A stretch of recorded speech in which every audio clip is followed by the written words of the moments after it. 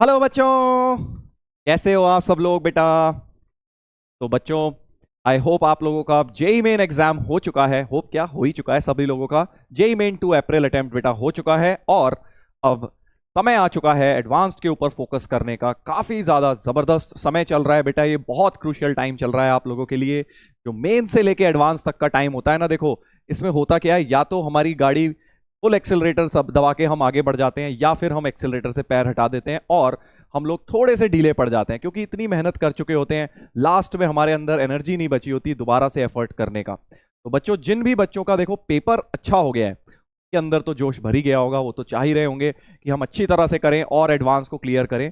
और अगर थोड़ा सा भी डिमोटिवेशन या लग रहा है अरे अब एनर्जी नहीं बची, तो एक बार ये सोचो कि लास्ट का बेटा 1.5-2 महीने का खेल है, फुल एनर्जी झोंक दो अपनी।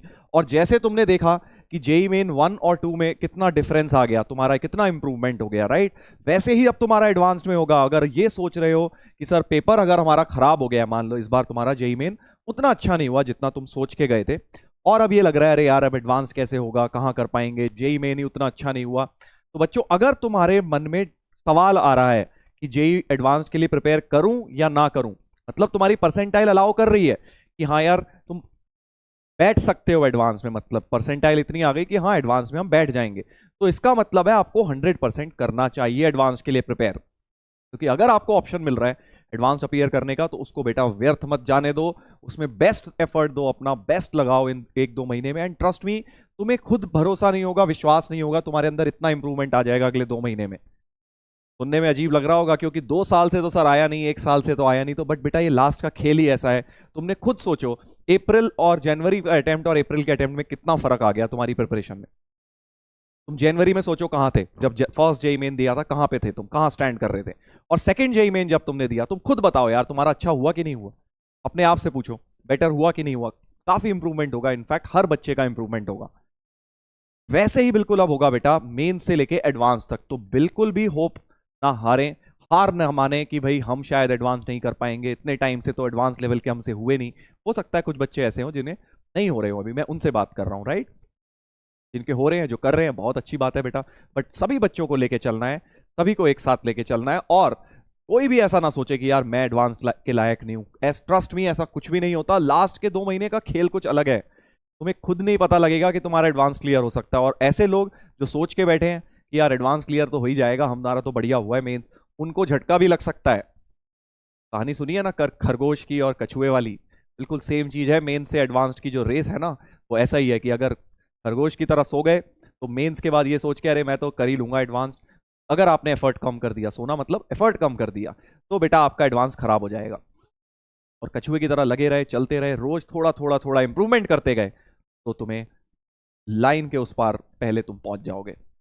चलो तो बच्चों, आई होप मेरे इस पूरे एक 5 मिनट का सेशन से आपको मैसेज क्लियर हो गया है कि किस तरह से हमें एडवांस के लिए पूरे जोश के साथ लग जाना है। चैट पर बेटा सब लोग लिख कर बताएंगे सर हम फुल एनर्जी के साथ लगेंगे, हम पूरा अपना 100% देंगे। कोई बात नहीं, जो पहले हुआ अच्छा हुआ तो भी बहुत अच्छी बात है, बुरा हुआ तो और अच्छी बात है। को जो 1 साल 2 साल हमने लक्ष्य में, अर्जुना में, जहां भी प्रिपरेशन करी, प्रयास में, अगर अच्छा गया तो बहुत अच्छी बात है, नहीं भी अच्छा गया तो अब हम दोबारा से सर जीरो से शुरू करेंगे। सब कुछ भूल जाएंगे कि हमने पहले कितना एफर्ट किया, क्या किया, रोना धोना, अपने आप को सेल्फ पिटी करना, अरे यार हमसे नहीं हो पाएगा, ये सब चीजें बिल्कुल भूल के, बिल्कुल खाली दिमाग करके पूरी प्रिपरेशन दोबारा से शुरू करेंगे। क्योंकि ट्रस्ट मी बेटा, तुम ये बिल्कुल मत सोचना अरे यार मैथ्स में ये वाली यूनिट तो मुझे बिल्कुल नहीं आती, वो वाली नहीं आती तो कैसे करूंगा, या मेंस में ये वाला नहीं आता तो कैसे करूंगा, फिजिक्स में नहीं आता। बेटा 1-2 यूनिट से फर्क नहीं पड़ता, आपको एडवांस में ऐसे करना होता है कि कुछ भी, जो भी अपने अच्छे चैप्टर्स हैं, स्ट्रांग है, उनके भी सवाल अगर तुम कराए तो तुम्हारा एडवांस क्लियर हो जाएगा। मेंस की तरह नहीं होता कि आपको सारी चीजें पढ़नी है और स्पीड ज्यादा इंपॉर्टेंट है। वहां पे स्पीड, मेंस होता है स्पीड का खेल, एडवांस होता है कि डेप्थ का खेल, कि आपने एक सब्जेक्ट या एक टॉपिक या एक चैप्टर या एक यूनिट कितना डेप्थ में पढ़ी हुई है। अगर तुमने वो डेप्थ में पढ़ी, अगर तुम्हारा सपोज कैलकुलस बहुत बढ़िया है, तुमने डेप्थ तक इंटीग्रेशन डिफरेंशिएशन बढ़िया पढ़ा हुआ है, और तुम्हें नहीं भी आती कोऑर्डिनेट ज्योमेट्री, कोई बात नहीं। या उल्टा, तुमने कोऑर्डिनेट बहुत अच्छी तरह पढ़ी हुई है और तुम्हें अलजेब्रा नहीं आती, होता है ना ऐसा, मेरे साथ तो होता था यार। मुझे तो मेरा अलजेब्रा में बड़ा हाथ तंग था जब मैं प्रिपरेशन कर रहा था जेई की। कॉम्प्लेक्स नंबर, बाइनोमियल, ये सब चैप्टर मुझे आते ही नहीं थे बहुत अच्छी तरह। परम्यूटेशन कॉम्बिनेशन तो आता था, खैर प्रोबेबिलिटी में मुझे बड़ी दिक्कत होती जब पढ़ता था, अब नहीं, जब पढ़ता था उस समय इतने कॉन्सेप्ट्स क्लियर नहीं थे, बट अब धीरे धीरे पढ़ाते रहे तो भाई चीजें समझ आती गई, तो उसके बाद भी मेरा एडवांस क्लियर हो गया, राइट। आप ऐसे सोचिए, फिजिक्स में भी मेरा यही हाल था, रोटेशन तो मेरा बिल्कुल गोल था। इलेक्ट्रोस्टैटिक्स तो भाई बिल्कुल ही मुझे समझ नहीं आता था, कब चार्ज अंदर क्यों है बाहर क्यों है, कब अंदर शेल हो गया कब बाहर जीरो हो गया, कुछ पल्ले नहीं पड़ता था, फिर भी हो गया क्लियर ना जेई। तो सब चीजों में एक्सेल नहीं कर सकते आप, एडवांस अगर क्लियर करना है तो आप ये नहीं सोच सकते अरे मेरा तो वो खराब है तो मैं इसलिए एडवांस नहीं कर पाऊंगा, ऐसा नहीं होता। एडवांस अगर क्लियर करना है तो भाई आप कर सकते हैं लिमिटेड चैप्टर्स के साथ ही, बट प्रोवाइडेड उनको आपने अच्छी तरह पढ़ा हुआ है, डेप्थ तक गए हुए हैं। चलिए तो इसके साथ बेटा शुरू करते हैं, अब अपनी जर्नी हम कंटिन्यू करते हैं। थोड़ा सा ब्रेक लगा मेंस का जो आपका एग्जाम था इसकी वजह से, कुछ चैप्टर्स कैलकुलस के मैंने आपको करवाए थे ऑलरेडी, कंटिन्यूटी डिफरेंशियबिलिटी करवाया था, और अब हम इंटीग्रल कैलकुलस पर आएंगे बेटा। बहुत ज्यादा इंपॉर्टेंट पार्ट है पूरे जेई एडवांस के सिलेबस का, सबसे ज्यादा इंपॉर्टेंट चैप्टर है इंटीग्रल कैलकुलस। तुम्हें पता ही है यार, 2 सवाल तो इंटीग्रेशन के मतलब पक्के हैं एडवांस्ड में, एक एरिया का एक डिफरेंशियल इक्वेशन के भी 2 पक्के, 5-6 सवाल तुम्हारे इंटीग्रल कैलकुलस से आने वाले हैं, राइट। चलिए तो स्टार्ट करते हैं सेशन, फुल जोश के साथ बेटा लग जाएंगे। और जो बच्चे नए जुड़े हैं जिन्होंने पहले नहीं देखा है इतना एडवांस वरुण एडवांस बैच को नहीं फॉलो कर पाए, तो आपसे मैं बोलूंगा बेटा या पुरानी रिकॉर्डिंग जरूर देखिए, स्टार्टिंग करिए ताकि बैकलॉग जो बना है अपना उसको हम खत्म करते हुए पहुंचे, या फिर अगर आपकी पहले से प्रिपरेशन अच्छी है तो आप डायरेक्ट इंटीग्रेशन भी देख सकते हैं। और हम लोग किस तरह से फॉलो करते हैं इस बैच में, इस बैच में बेटा हमें थ्योरी ये नहीं पूरा डेप्थ में पढ़ाऊंगा, एक एक चीज बेसिक से शुरू कर दी, उसका पर्पस डिफीट हो जाएगा। एडवांस की क्लासेस का पर्पस है कि आपको आपकी प्रॉब्लम सॉल्विंग उस लेवल तक पहुंचानी है, एडवांस लेवल की। तुम एक लेवल तक पहुंच चुके हो, मेंस में तुम्हें मोटा मोटा आइडिया है, थ्योरी का तुम्हें मोटा मोटा आइडिया है, क्वेश्चन जब इजी आते हैं तो मैंने जल्दी जल्दी कर लेते हो, बट जो टफ क्वेश्चन है, नए क्वेश्चन है, उनमें कैसे सोचना है, ये चीज हम सीखते हैं इस वरुण एडवांस बैच में, राइट। तो प्लीज अंडरस्टैंड इस बैच का पर्पस क्या है। इस बैच का पर्पस है कि हम एडवांस लेवल के सवालों को खुद से सॉल्व कर पाए, नए क्वेश्चन जब भी हमारे सामने टकराए एडवांस में, राइट। ये सिंपल एक लाइन एजेंडा है इस बैच का। इसके लिए हम कैसे प्रिपेयर करेंगे, क्या स्ट्रैटेजी होती है मेरी, वो मैं आपको बता देता हूं। सबसे पहले तो हम लोग थ्योरी रिवाइज करते हैं, थोड़ा हल्का फुल्का सा आइडिया देता हूं, ऐसा नहीं कि थ्योरी बिल्कुल स्किप कर दी, एक मोटा मोटा आपको चैप्टर का आइडिया दिया जाता है थ्योरी का। उसके बाद हम प्रॉब्लम्स के थ्रू टैकल करते हैं, और मैं आपको ये सिखाता हूं कि मैं सोच कैसे रहा हूं, क्वेश्चन में मैं अटेम्प्ट कैसे कर रहा हूं, ब्रेन टीजर्स के थ्रू, राइट। ब्रेन टीजर्स करते हैं हम क्लास में, और कुछ ब्रेन टीजर्स में हर क्लास में होमवर्क देता हूं ताकि आप घर में दिमाग चलाएं। और ब्रेन टीजर्स अगली क्लास में ही डिस्कस नहीं करता, बिकॉज मैं समय देता हूं थोड़ा, क्योंकि ब्रेन टीजर्स है, हो सकता है आप 1 दिन 2 दिन 3 दिन लगाएं उसको, दिमाग लगाते लगाते पहुंचे वहां तक। तो हम लोग क्या करते हैं, चैप्टर के एंड में बेटा सारे ब्रेन टीजर्स जो होमवर्क में दिए हैं वो एक साथ डिस्कस करते हैं, राइट। किसी भी चैप्टर में अगर कहीं भी आपको लगे कि सर ये वाला होमवर्क, अरे ये तो सर ने होमवर्क दिया मुझसे हुआ नहीं, तो आप उस चैप्टर के लास्ट लेक्चर में जाइए, आपको वहां पे सबके सॉल्यूशंस मिल जाएंगे, राइट, एक साथ। आपके लिए भी इजी है, राइट, देखना। और जो ब्रेन टीजर्स मैं क्लास में भी दूंगा, वो भी ये नहीं कि बस बैठे हुए हैं तकिया लगा के लेटे हुए हैं आधे और फोन सामने चल रहा है और सर देख रहे हैं कि सर क्या कर रहे हैं, बस नहीं, पॉज करेंगे। वीडियो रिकॉर्डेड देने का बेटा पर्पज ये है, या वीडियो पॉज करें और वीडियो पॉज कर करके आप उसके अंदर खुद से ट्राई करें, और जहां फंस रहे हैं, अगर बिल्कुल ही नहीं हिल रहा सवाल, तो आप अनपॉज करिए, हिंट देखिए बस कि सर ने कैसे शुरू किया हुआ है, फिर पॉज करिए, दोबारा ट्राई करिए।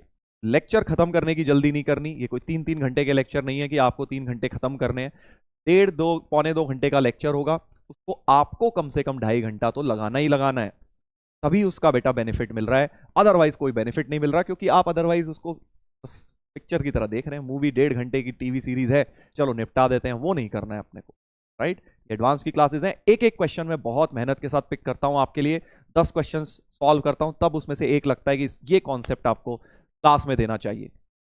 उन क्वेश्चंस का बेटा बेनिफिट तभी मिलेगा अगर आप खुद से उनको सॉल्व करोगे। चलिए तो स्टार्ट करते हैं हम। आज क्या करेंगे इंटीग्रेशन में बेटा, आज हमारा मेनली काम इनडेफिनेट इंटीग्रेशन होगा। डेफिनेट तक हम आज नहीं पहुंचेंगे, इनडेफिनेट के ऊपर ही डिस्कशन रखेंगे अपना सीमित, बट इसका ये मतलब नहीं है कि इनडेफिनेट ही इनडेफिनेट लगेगा, ऑब्वियसली कैलकुलस का मिक्स्ड पोर्शन लगेगा, पिछला लिमिट्स हो गया, कंटिन्यूटी, ये सब चीजें भी आपकी लगने वाली हैं। नेगेटिव पावर से इंटीग्रल क्रिएट करना बहुत ज्यादा फेवरेट टॉपिक है आईआईटी का। एडवांस में जब जबरदस्ती कॉमन ले लेते हैं ना, एक्स स्क्वायर एक्स क्यूब और माइनस में पावर बना लेते हैं, मेंस में भी आता है, एडवांस में भी बहुत इंपॉर्टेंट है। एंड सब्सटीट्यूशन बाय पार्ट्स, तो थ्योरी पॉइंट ऑफ व्यू से तो यार इंडेफिनिट में तुम्हें पता ही है बहुत ज्यादा चीजें नहीं है। हाँ, कुछ फॉर्मूलाज हैं जो काफी बच्चों को याद होते हैं, बट काफी लोग फॉर्मूले की शीट बना के चिपका देते हैं और उसी में से फॉर्मूला देखते रहते हैं। तो वो गलत काम नहीं करना है आपको। शीट बनाइए, अच्छी बात है, बट उनको लर्न भी करिए, अपने दिमाग में उनको रखना है आपको, ना कि शीट में। तो फॉर्मूलेज क्या क्या हैं एक बार मैंने जल्दी से लिख दिए। ये तो फर्स्ट शीट पर फर्स्ट पेज पे देखिए, बिल्कुल बेसिक्स है फॉर्मूला के, बिल्कुल बेसिक जो फॉर्मूले होते हैं ना इंटीग्रेशन के, वो सारे फॉर्मूले, एक्स की पावर एन, ई की पावर एक्स, ये सब तो तुम्हें यार मतलब नींदों में भी तुम सही बता दोगे यार। अब तो तुम्हारा वो लेवल आ चुका है, क्लास 11 से पढ़ रहे हो ये चीजें। ये आप फॉर्मूलेस अच्छी तरह लर्न होने चाहिए। जिन्हें नहीं लर्न है बेटा अब कर लीजिए। उसके अलावा थोड़े से जो एक सेकंड लेवल के फॉर्मूलाज हैं, ये कह लीजिए लेवल 2 के, जो आपने क्लास 12th में पढ़े होंगे इंटीग्रेशन में, मैथ्स में, वो है integral cot x, integral tan x, integral sec x, integral cosec x, ये 4, और उसके बाद ये 6 एक जैसे फॉर्मूलाज जो दिखते हैं, ये सब एनसीईआरटी में है फॉर्मूलेज। और ये सब फॉर्मूलेज बेटा बिल्कुल रटे होने चाहिए। बहुत बच्चों को मैंने देखा है बेटा ऑफलाइन में, फॉर्मूला पूछता हूं याद नहीं है सर, शीट निकालते हैं अपनी, फॉर्मूला सर हमने सब इसमें लिखे हुए हैं। अरे भाई शीट तो बना ली, शीट होती है रिवीजन करने के लिए, सिर्फ शीट ये नहीं होती, वो तुम्हारी कोई गाइड नहीं है कि उसमें से निकाल निकाल के देख रहे हो, तुम्हें अपने दिमाग में से निकालना है, क्योंकि एग्जाम में तुम शीट नहीं ले जा पाओगे। बोलोगे सर हम नहीं, शीट नहीं ले जानी, ना तो ले जानी है और ना ले जा पाओगे। ठीक है, आपको अपने दिमाग को यूज करना है और फास्ट करना है। चलिए, तो ये कुछ फॉर्मूलाज हैं जो आप सबको आने चाहिए इनडेफिनेट के, और ये कुछ लंबे चौड़े फॉर्मूले एनसीईआरटी के। अगेन ये 3 एक जैसे फॉर्मूलेज होते हैं जो काफी बड़े से दिखते हैं, root X square plus A square, root X square minus A square, root A square minus X square. तो इनकी डिटेल में थ्योरी आपको रेगुलर क्लासेस में डेफिनेटली कराई गई होगी। जिस भी बैच में आप थे सब्सक्राइब, वहां आपको ये जरूर कराया गया होगा। तो डेप्थ में अगर पढ़ना है, तुम्हें लग रहा है अरे कहां से आए क्या हुआ, इसका मतलब आप अभी गलत वरुण एडवांस्ड बैच की क्लास देख रहे हैं, अभी आपके लिए सही नहीं है। आपको पहले अपने सारी चीजें रिवीजन करनी चाहिए, यही मेन में तुमने किया ही होगा। इसके बाद 2-3 ट्रिक फॉर्मूलेज होते हैं, ये वाला ई की power x F x plus F dash X, F x plus X F dash x, e की power A X cos B X, ये भी बड़ा इंपॉर्टेंट फॉर्मूला है, थर्ड वाला।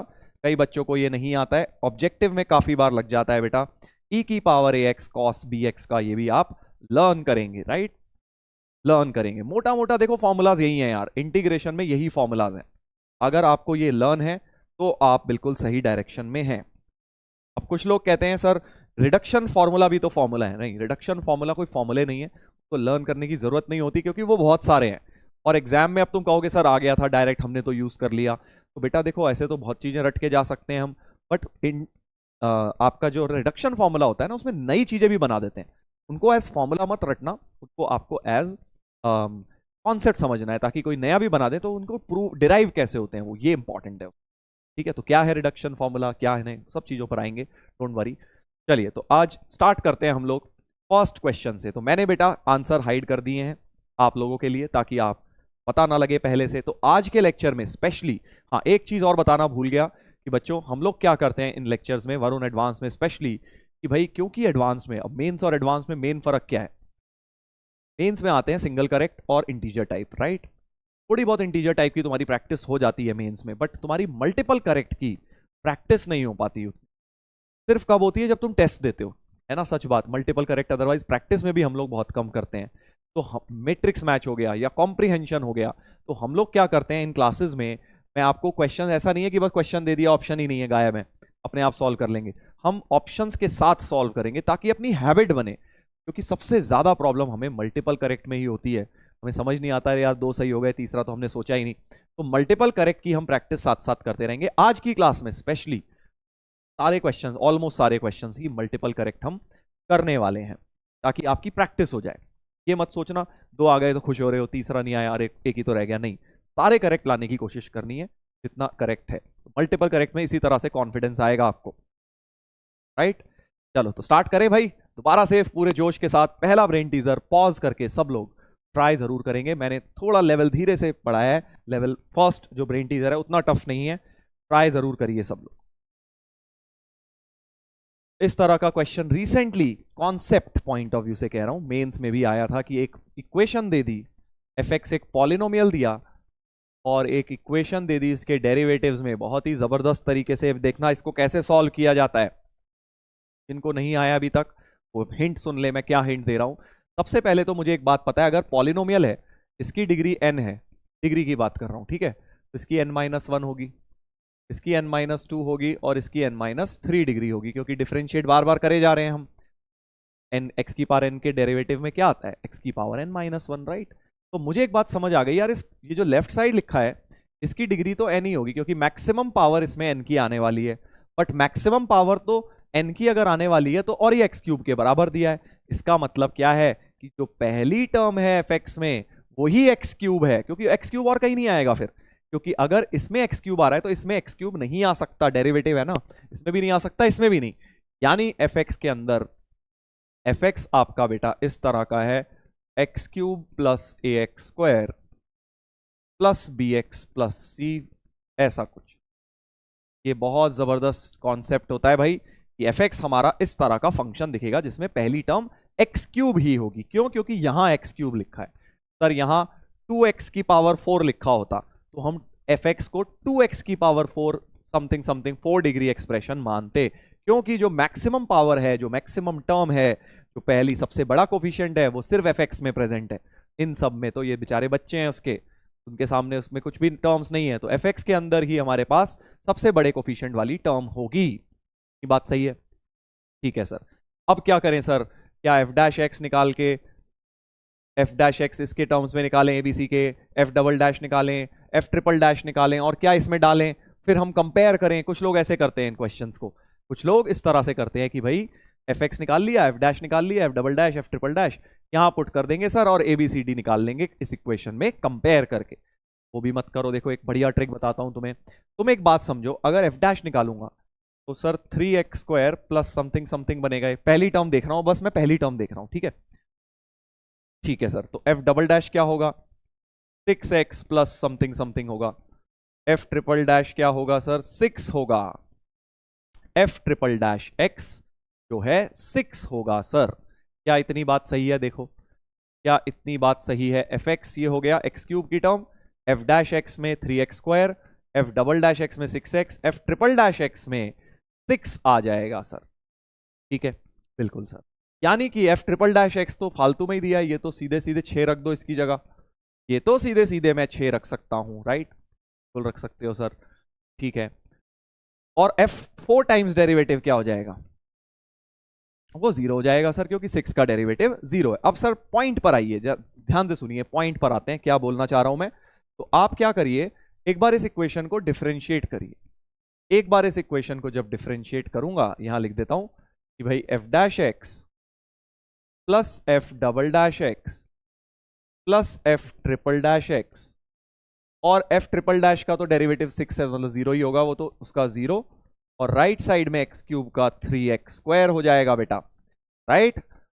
अब तुम खेल समझ गए सर। अब हम क्या करेंगे, f' plus f" plus f" की वैल्यू 3x² यहां पे उठा के डाल देंगे वापस फर्स्ट इक्वेशन में, ये वैल्यू डाल दीजिए बेटा इस पूरी टर्म की जगह। तो basically fx plus 3x² is equal to x³ हो गया। तो fx बहुत प्यार से निकल के आ गया x³ माइनस 3x²। fx आ गया बेटा x³ माइनस 3x²। कितने बढ़िया तरीके से फंक्शन निकल आया। ये कंपेयर करते ABCD रखते उससे भी आ जाता, ये ज्यादा आसान तरीका है, राइट? चलिए, तो fx निकल गया, बस अब तो खेल खत्म हो गया यार। ऑप्शन मैच करते हैं, क्या हो रहा है क्या नहीं हो रहा, सब क्लियर हो जाएगा हमें। अच्छा, बट अभी उन्होंने और भी कुछ करा हुआ है खेल। gx एक इंटीग्रल fx, इंटीग्रेशन यहां घुसाया हुआ है, ठीक है? जरा gx भी निकाला जाए सर, gx भी निकाला जाए। fx की वैल्यू यहां डाल के gx को सॉल्व करते हैं। gx है इंटीग्रल fx अपॉन x³, तो x³ minus 3x² upon x³ dx।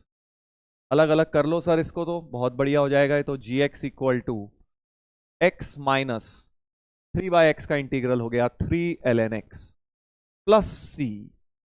gx कुछ इस तरह का निकल कर आ गया। c निकालने के लिए आई थिंक डेटा दिया हुआ है 1 is 1, g ऑफ 1 को 1 डालेंगे तो g ऑफ 1 हो जाएगा 1 minus 3ln 1 plus c ln 1, तो 0 होता है।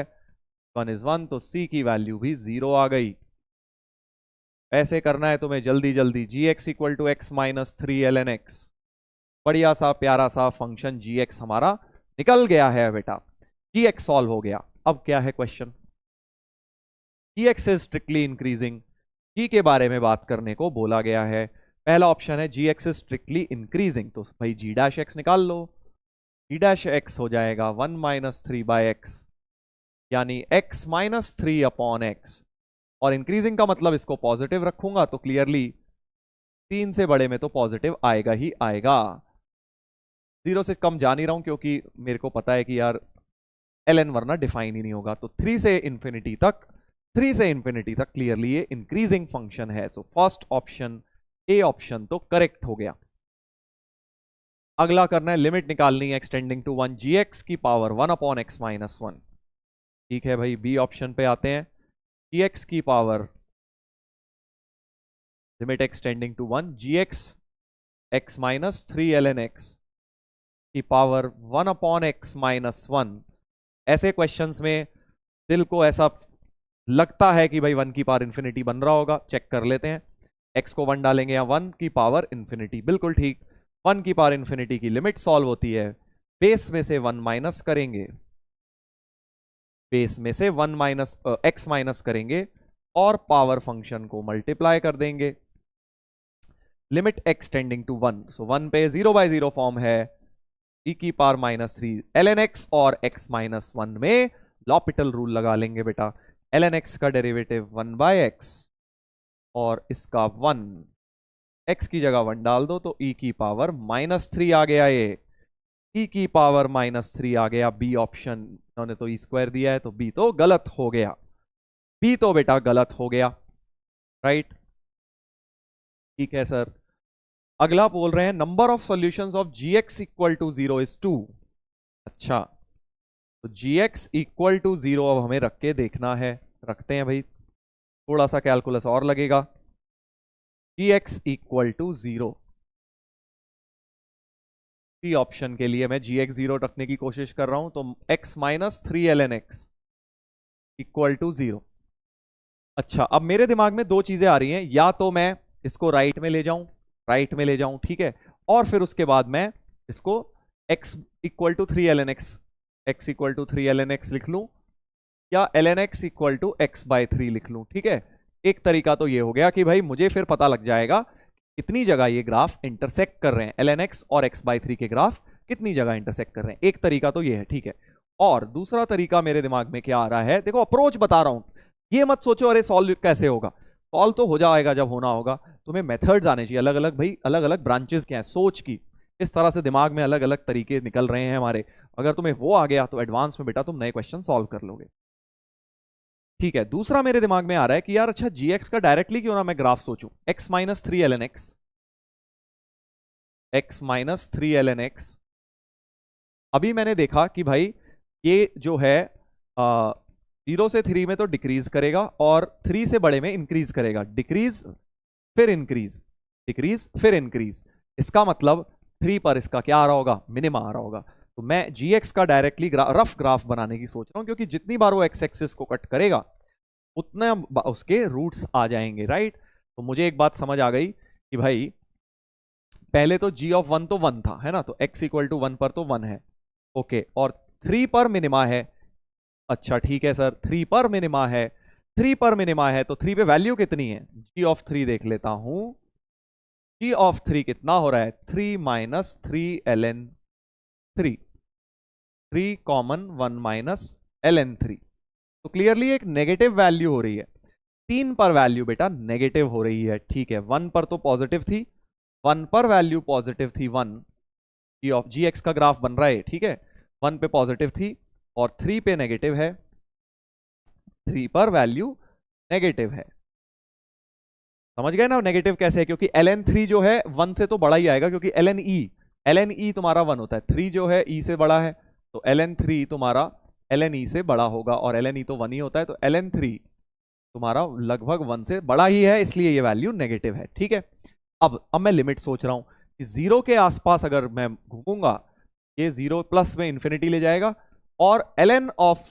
0 होता है माइनस इंफिनिटी, माइनस और एक माइनस और है, तो ये दोनों प्लस इंफिनिटी ही ले जाएंगे इसको, यानी कि बेटा ग्राफ कैसा बन दिखेगा, प्लस इन्फिनिटी से आ रहा होगा ऊपर 0 पे, प्लस इन्फिनिटी से आ रहा होगा और ऐसे करके कुछ डिक्रीज होगा, इस तरह से डिक्रीज होगा और यहां पे मिनिमा आएगा। और इन्फिनिटी पे क्या होगा, प्लस इन्फिनिटी पे सर, प्लस इन्फिनिटी पे तो इन्फिनिटी माइनस इन्फिनिटी की फॉर्म दिख रही है। तो एक काम करते हैं, x को कॉमन ले लेते हैं, limit x tending to infinity x minus 3 ln x, ये निकालने का मन कर रहा है, x को जबरदस्ती कॉमन लीजिए, ln x बाय x, ठीक है जी। और ln x बाय x की लिमिट तुम्हें पता है, अगर तुम लॉपिटल लगा दो इसमें तो ये तो 0 की तरफ जाती है, राइट। तो 0 और इंटू इन्फिनिटी तो प्लस इन्फिनिटी की तरफ ही जा रही है ये लिमिट। तो तुम्हें ये बात भी पता होगी लिमिट्स में कि भाई x जो है डोमिनेटिंग बिहेवियर होता है उसका ln x में, तो जहां x ले जाना चाहेगा इन दोनों में से वहां पर जाएंगे। x इन्फिनिटी पर इन्फिनिटी ले जा रहा है तो यही इन्फिनिटी की तरफ जाएगा। सो बेसिकली ग्राफ कुछ इस तरह का हो गया, 3 तक डिक्रीज और इन्फिनिटी पे इन्फिनिटी जाना है, तो ऐसा कुछ हो गया भाई, ऐसा कुछ हो जाएगा। एक मिनिमा कहीं पर आएगा और 1 पर वैल्यू जो है 1 है, 1 पर वैल्यू 1 है, 1 पर वैल्यू 1 है और 3 पे क्योंकि नेगेटिव है हमने देख ही लिया, तो 1 और 3 के बीच में एक रूट आएगी और 3 और इन्फिनिटी के बीच में भी दूसरी रूट आएगी। आप इंटरमीडिएट वैल्यू थ्योरम से भी बोल सकते हो, क्योंकि भाई ये पॉजिटिव था और ये नेगेटिव, तो बीच में रूट आई, इधर भी कहीं रूट आई, क्योंकि इन्फिनिटी पे फिर से फंक्शन को इन्फिनिटी जाना है, राइट। ये बता दिया मैंने आपको डायरेक्ट gx का ग्राफ बना के, gx का ग्राफ बनाने की कोशिश, ये मत सोचना ये पैराबोला है, नहीं, जो भी है यार वो इसमें एक ही मिनिमा का पॉइंट है, राइट, सिर्फ एक ही मिनिमा का पॉइंट है x3। इस तरह का कुछ ग्राफ तुम्हारा बन जाएगा, 2 रूट्स आ जाएंगे। तो आंसर हो गया इसका 2 रूट्स। अब तुम लोग सोच रहे होगे सर इतनी मेहनत क्यों करी है, देखो मैं तुम्हें क्वेश्चन तो सॉल्व करना सिखा ही रहा हूं, साथ में सोचना सिखा रहा हूं। इसी क्वेश्चन में हो सकता है ये अप्रोच इजी हो जाए, बट इसमें क्लियरली ln x और x/3 का ग्राफ बनाते ज्यादा इजीली हमें दिख जाता, ज्यादा इजीली दिख जाता। यहीं बना देता हूं, देखो ln x और x/3 का ग्राफ देखना है कितनी बार मिल रहा है। सर ln x तो ये होता है, ठीक है, और x/3 कैसा होता है। अब y इक्वल टू x/3 का ग्राफ सर हमें पता है ऐसे कुछ होता है, वो कहां से जाएगा, नीचे से ऊपर से, ये देखना है हमें y इक्वल टू x। तो अब ये कैसे पता लगाएं, एक पॉइंट पकड़ लो भाई, इस पर तुम्हें दिख रहा है e,1, e,1 एक पॉइंट है इस ग्राफ पर, e पर वैल्यू 1 होती है, राइट, ये वैल्यू 1 है, ठीक है सर, e पर वैल्यू 1 है और x/3 पे 3 पे जाके 1 होगा वो, तो 3,1 पॉइंट होगा। खेल समझे तुम क्या हो रहा है। सो बेसिकली 3 थोड़ा सा आगे होगा, तो 3,1 यहां पे होगा कुछ, 1 तो सेम ही है, तो x/3 पर 3,1 पॉइंट है, राइट। तो जो हमारी स्ट्रेट लाइन होगी, हमारी स्ट्रेट लाइन होगी बेटा y इक्वल टू x/3 की, वो ऐसे होगी, ऐसे होगी, ठीक है भाई, इस तरह से होगी। और तुम्हें पता है ln तो बेचारा मुड़ जाएगा नीचे की तरफ, स्ट्रेट लाइन ऊपर निकल जाएगी, क्योंकि इन्फिनिटी पे स्ट्रेट लाइन डोमिनेट करती है, x डोमिनेट करता है ln x को। एक्सपोनेंशियल सबसे ऊपर होता है, देखो सबसे ऊपर एक्सपोनेंशियल होता है इन्फिनिटी पे, फिर लीनियर होता है, फिर ln होता है, ऐसा होता है इन्फिनिटी पर जाते वक्त। पहले एक लेक्चर में यूज हुआ था, तुम्हें याद होगा, एक्सपोनेंशियल फंक्शन ऊपर से निकल गया था स्ट्रेट लाइन में, ग्राफ के, क्वाड्रेटिक स्ट्रेट लाइन के।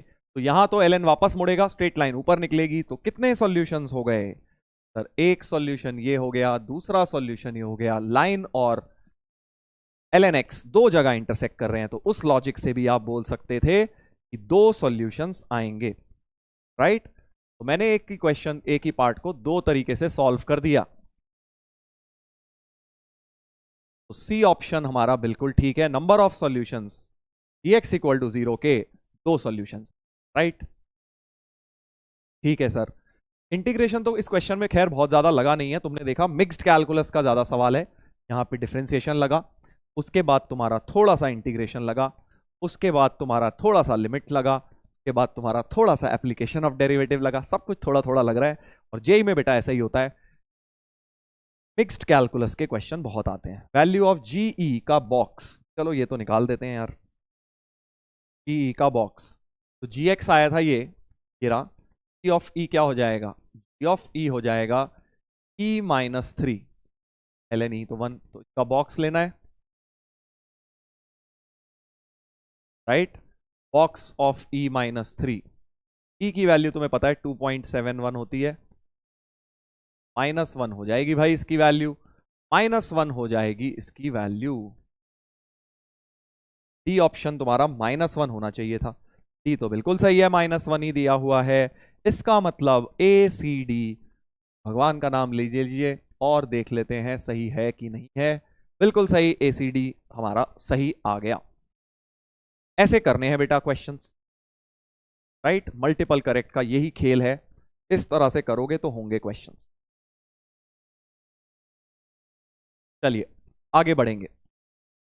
अगला brain teaser, next brain teaser.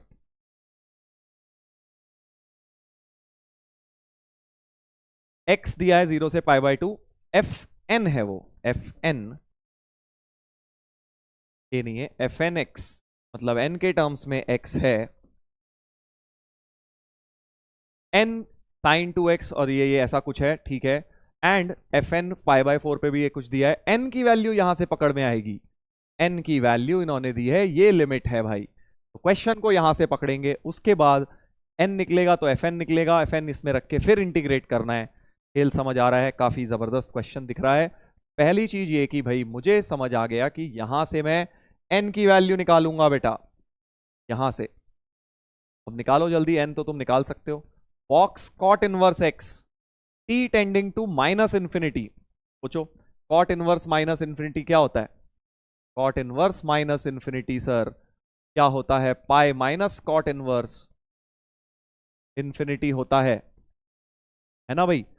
और कॉट इनवर्स इंफिनिटी तो 0 होता है, ये तो 0 होता है।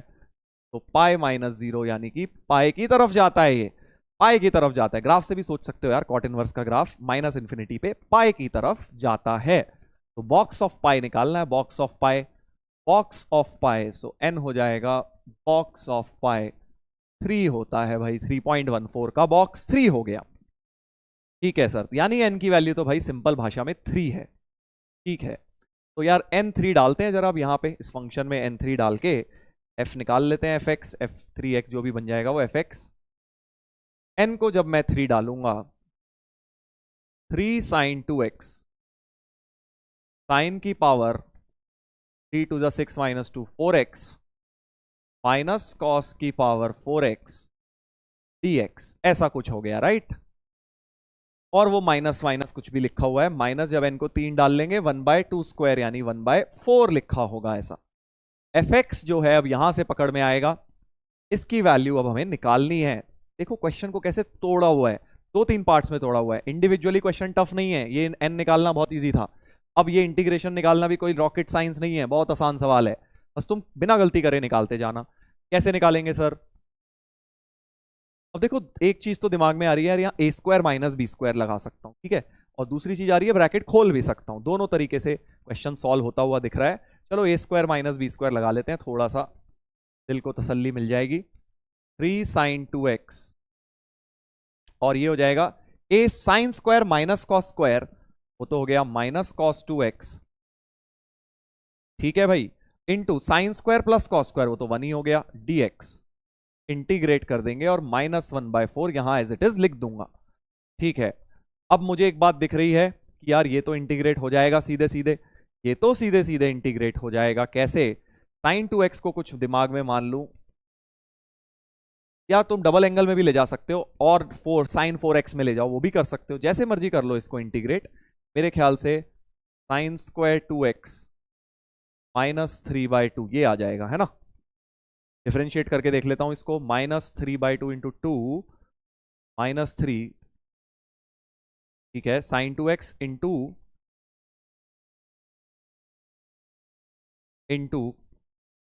3/4 हो जाएगा वो। अब सही है क्या? देखो जरा, मतलब मैं कैसे करके देखता हूं, मैं अगर मेरे को इंटीग्रेट नहीं करने का मन है छोटे मोटे फंक्शन में, इसको लिख लिया कुछ, क्योंकि दिमाग में हमें आ ही जाता है लगभग ऐसा सा बनेगा, और इसको डिफरेंशिएट करके देख लिया कि कोई गलती तो नहीं है।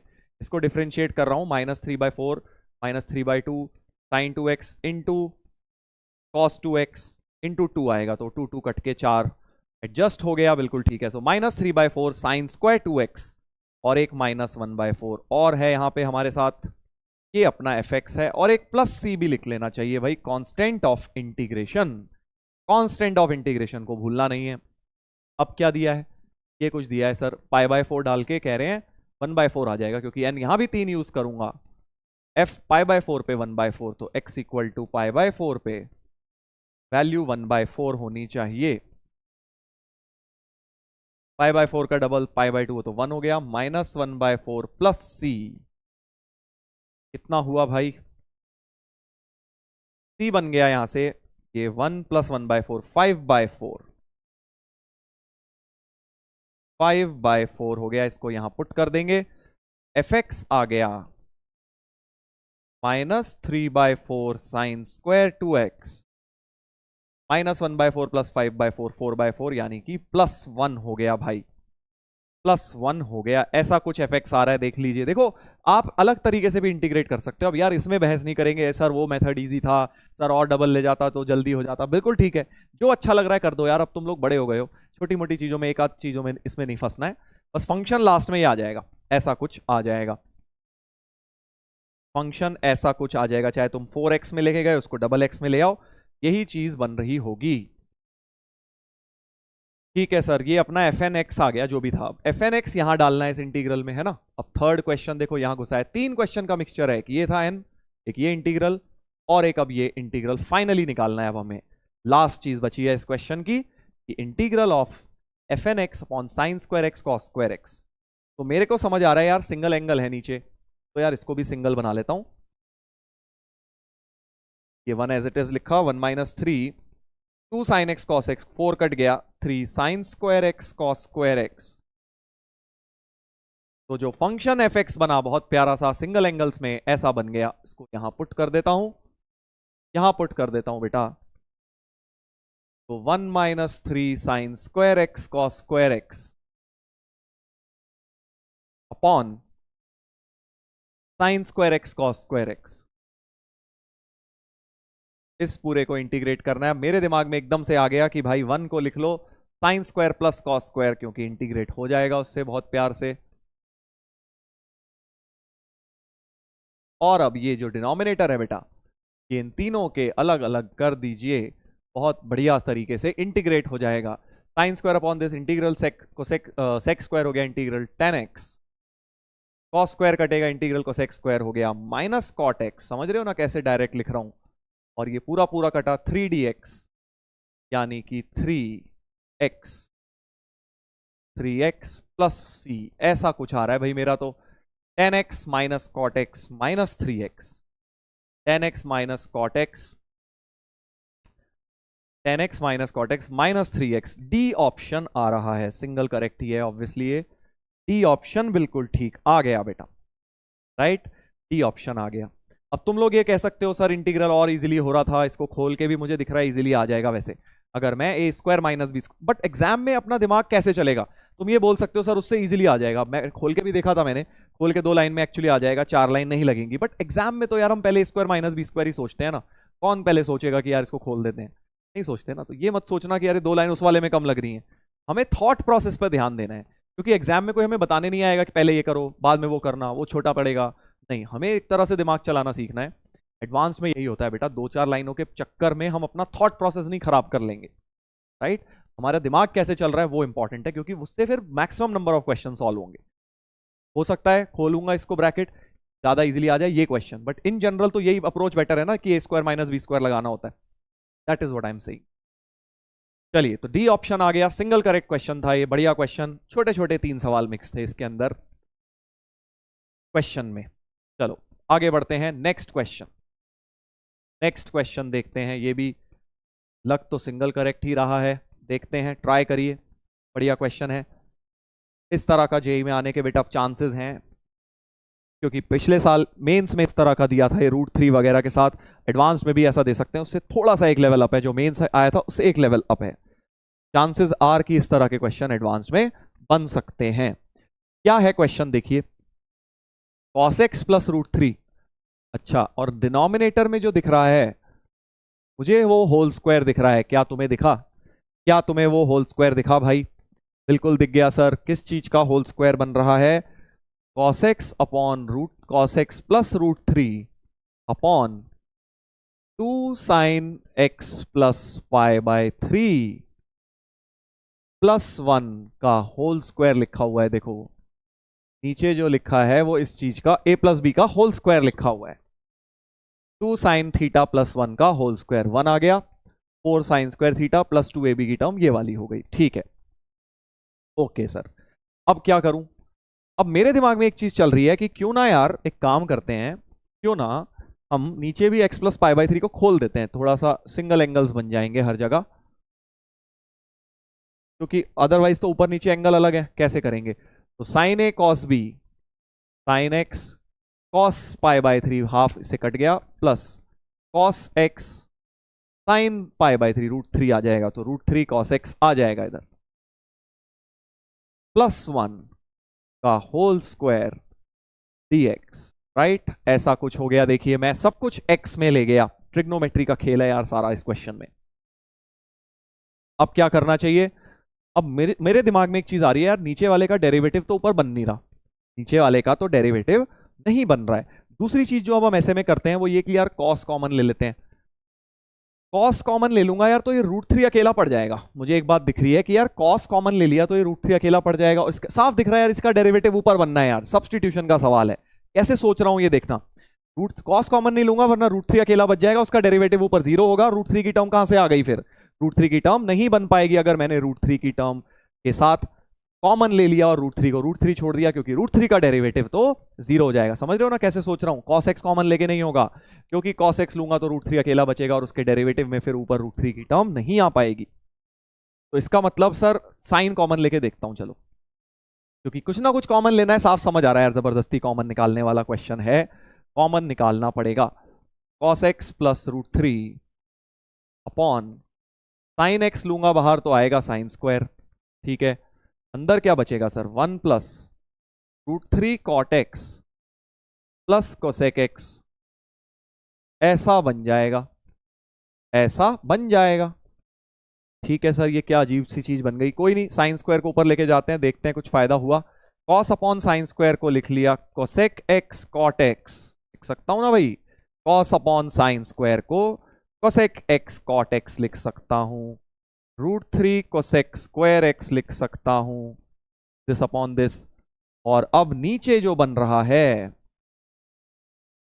मजा आ गया सर, नीचे जो बन रहा है उसी का डेरिवेटिव ऊपर क्रिएट हो चुका है बेटा। हो गया है क्या? देखो क्या नीचे वाले का डेरिवेटिव ऊपर आ गया है सर? लग तो रहा है रूट 3 कॉट का होता है रूट 3 कोसेक स्क्वायर, माइनस के साथ कोसेक का minus cosec cot, minus common आके ऊपर बन गया है। तो मैं क्या बोल रहा हूं, अगर अब आपने लेट कर दिया इस पूरे डिनोमिनेटर को 1 plus root 3 cot x plus cosec x को टी लेट कर दिया, तो अब लिखो मत पूरा, दिख गया है मुझे न्यूमरेटर में माइनस के साथ ये चीज बन रही है, तो ये पूरी चीज को मैं क्या बोल सकता हूं? माइनस ऑफ डी टी बन जाएगा sir, minus of D T बन जाएगा, माइनस ऑफ डी टी बन जाएगा, राइट? देख लो सही बोल रहा हूं ना मैं? माइनस ऑफ डी टी बन गया, तो minus D T upon T square बेटा बन गया। और इसका इंटीग्रल तो यार बच्चा बच्चा जानता है, 1/t आ जाएगा प्लस सी। टी की वैल्यू वापस उठा के डाल दो, तो फाइनल आंसर होना चाहिए 1 upon 1 plus root 3 cot x plus cosec X plus C, ऐसा कुछ, राइट? अब ऑप्शन तो सर ऐसे है नहीं, कोई नहीं, वापस ले जाओ कॉस साइन में, वापस ले जाते हैं साइन कॉस में इसको, तो कॉस बाय साइन, ऊपर साइन एक्स लिख लो, नीचे sine x plus root 3 cos x plus 1, right? और आई थिंक वापस से इस चीज को वही लिख लो, साइन ए प्लस बी में जो हमने खोला था ये वाली चीज लिख सकते हैं हम इसको। तो sign x upon 2 sine x plus pi by 3 plus 1, ये दिख रहा है मुझे प्लस सी। ऐसा कुछ ऑप्शन है क्या भाई? ऐसा कुछ ऑप्शन है। 2 नीचे sine x upon 1 plus 2 sine x plus pi by 3 plus C, C option आ गया है बेटा, सी ऑप्शन हमारा मैच कर गया है। तो बढ़िया क्वेश्चन था। तो हम जबरदस्ती नेगेटिव पावर्स बनाते हैं ना, वो एक्स की टर्म्स में तुमने देखी होंगी, ये वाले में थोड़ा सा हमें ट्रिग्नोमेट्री के टर्म्स में खेलना था। तो आप ये फिर से बेटा आर्ग्यू कर सकते हैं कि सर इसको ऐसा करने में वैसा करने में 2 लाइन कम हो रही थी। थॉट प्रोसेस क्या है, हमें उस स्टेप तक कैसे पहुंचे, आपको कैसे पता वही मल्टीप्लाई डिवाइड करना या जो भी कर रहा आपने वही करना। अगर आप उसको अप्रोच लॉजिकली दे पा रहे हैं, हाँ यार इसके बाद तो हम ये करते हैं, इसके बाद ये स्टेप लेते हैं हम जनरली क्वेश्चन में, तो हाँ तो सही है। But randomly out of the blue जाके कोई एक मेथड शॉर्ट मिल गया जी, हाँ इसको ऐसा ऐसा कर लेते हैं, ऊपर नीचे मल्टीप्लाई डिवाइड किसी नंबर से, अरे हमें कैसे सपने आ रहे हैं कि यार ऐसा करना होगा, तो वो अप्रोचेस गलत होती हैं, वो अप्रोचेस सही नहीं होती। यही में ऐसे क्वेश्चन कभी नहीं आते जिसमें रैंडम कुछ अप्रोच है। यही में हमेशा तुम पेपर देखोगे तुम्हें लगेगा अरे यार ये सारे स्टेप्स तो मैं सोच सकता था। देख लेना एडवांस में कभी भी सॉल्यूशन देखो किसी क्वेश्चन का, ऐसे नहीं होता अरे यार ये कैसे सोचता मैं, मतलब बहुत ही रेयर कोई होता है, 1% 5% क्वेश्चन वैसे होंगे, बट मोस्टली क्वेश्चन इसी तरह के आते हैं। चलो भाई अगले पर आते हैं, अगले पर आते हैं। ये वाला तो मैं तुम्हें होमवर्क में देना चाह रहा हूं, एक्चुअली ये थोड़ा आगे आ गया है, बट ये आप होमवर्क में करेंगे बेटा, क्योंकि इस तरह का क्वेश्चन मैं करवा चुका हूं पहले एक्चुअली। जो लक्ष्य के बच्चे हैं वो भी शायद RTQ में मैंने उन्हें करवाया था ये क्वेश्चन, और जो प्रयास के बच्चे हैं बेटा उन्हें एडवांस सेशन मैंने जब लिया था एक इंटीग्रेशन का वहां कराया था। ये मत करना कि देखने चले गए, पहले इसको ट्राई करो खुद से, नहीं होगा तो डिस्कस तो हम करेंगे ही बेटा लास्ट लेक्चर में इसको। बहुत बढ़िया क्वेश्चन है, इस तरह का कॉन्सेप्ट इंपॉर्टेंट होता है। फिर से देखो जेई में क्या होता है, यही सब चीजें वहां फिर आके पूछते हैं जो जेई एडवांस के लिए इंपॉर्टेंट चीजें हैं, जो इसकी थ्योरी तुम्हें आनी चाहिए, वो क्वेश्चंस में कवर कर रहा हूं। थ्योरी क्या मतलब, ट्रिक्स तुम कह लो एक तरह से। चलो भाई आगे बढ़ते हैं, अगले ब्रेन टीजर पर आते हैं। ब्रेन टीजर नंबर 5 देखिए, इंटीजर टाइप क्वेश्चन आ गया। काफी देर से हम मल्टीपल करेक्ट कर रहे थे, एक इंटीजर टाइप क्वेश्चन ले लेते हैं। Sine 4x tan square x e की पावर में, अच्छा, और इधर भी सिंगल एंगल देख रहे हैं। देखो ट्रिग्नोमेट्री में ही मेन घुमाते हैं इंटीग्रेशन में, सिंगल एंगल 4 एंगल, साफ समझ आ गया कि भाई 4 एंगल नहीं चलेगा हमारे पास, 4 को लेके जाओ डबल एंगल में, 2 sin 2x cos 2x e की पावर tan स्क्वायर x, ठीक है। और इसके बाद क्या करें सर, इसके बाद ये कर सकते हैं कि भाई tan भी लाना है, सिंगल भी कन्वर्ट करना है, तो sin 2x को tan x के टर्म्स में लिख लो, 2 tan x upon 1 plus tan square x, right, बिल्कुल सर। और cos 2x को भी 1 minus tan square x upon 1 plus tan square x, ऐसा कुछ लिख लीजिए सर, e की power tan square x। Basically तुम समझ रहे हो, मैंने सवाल को tan x में लेके आ गया, क्योंकि सबसे पहले तो एंगल सेम करने थे, सबको सिंगल में लेके आया, सबको tan बना लिया। अब मुझे एक बात दिख रही है, tan स्क्वायर x को t मान लूं तब भी खेल थोड़ा सा पकड़ में आ सकता है। tan स्क्वायर x को थीटा लेट कर लीजिए या t ले लीजिए, कोई भी बात एक ही है। तो 2 tan x into sec square x dx equal to d theta, ऐसा कुछ हो गया, right. 2 tan x, sir sec square x तो है नहीं, 2 tan x तो है, 2 tan x dx ये चीज है, सेक स्क्वायर x मिसिंग है, तो एक सेक स्क्वायर x से मल्टीप्लाई और डिवाइड कर देता हूं। समझ रहे हो ना क्या कह रहा हूं, एक सेक स्क्वायर x से मल्टीप्लाई और डिवाइड कर दो, ताकि 2 tan x dx sec square x ये 3 मिला के तो डी थीटा बन जाए, राइट, डी थीटा बन जाएगा। करता हूं देखो कैसे मैं कर रहा हूं, 2 तो एक बाहर कर लेता हूं, 2 tan x ये सब मिला के डी थीटा बनी गया है, और ये 1 माइनस थीटा बच गया ये वाला, और e की पावर थीटा बच गया, और नीचे 1 प्लस tan स्क्वायर एक ये रहा, 1 प्लस tan स्क्वायर एक ये रहा, और सेक स्क्वायर को भी 1 प्लस tan स्क्वायर लिख सकते हो बेटा, तो 1 प्लस tan स्क्वायर की पावर 3 यानी 1 प्लस थीटा की पावर 3 बन गया बेटा। ये सवाल बना, तुम देख रहे हो कैसे कर रहा हूं मैं, कैसे मैंने 2 स्टेप स्किप कर दिए, तुमने भी करा होगा, बट तुमने 2 स्टेप ज्यादा लिखे होंगे इससे, कंफर्म बहुत सारे लोगों ने। अगर तुमने नहीं लिखा तो बहुत बढ़िया है बेटा, इसका मतलब आप समय बचाना सीख गए हैं एग्जाम में। कैसे मैंने आपको बताया है ये चीज, हमेशा कम स्टेप्स लिखकर आप 30 सेकंड्स हर क्वेश्चन में बचा सकते हैं। इसमें भी अगर आपने 2 लाइनें कम लिखी, कम से कम तुम्हारे 20 सेकंड बच जाएंगे। और 30 सेकंड को ये मत सोचो यार 2 लाइनें हैं 20 सेकंड ही तो थे, तुम उसको मल्टीप्लाई करो 20 से, क्योंकि 20 क्वेश्चंस में वैसा करोगे तुम, राइट। हर क्वेश्चन में किसी ना किसी तरह तुमने अपने आधे कैलकुलेशन दिमाग में करने की वजह से अगर 2 स्टेप्स बचा लिए, 2 लाइनें बचा ली, तो तुम्हारे पास 20 इंटू 20 सेकेंड 400 सेकेंड एक्स्ट्रा है। 400 सेकेंड को 60 से डिवाइड कर लो भाई जरा, 400 अपॉन 60, 20/3, 16 मिनट्स तुम्हारे पास एक्स्ट्रा हो गए। 16 मिनट्स तुम्हारे पास एक्स्ट्रा हो गए भाई, समझ रहे हो ना खेल? ये है खेल। 16 कह रहा हूं, क्या बोल दिया मैंने यार, 20/3 16 थोड़ी होता है। 20/8 3 27 मिनट्स, 7 मिनट्स तुम्हारे पास एक्स्ट्रा हो गए।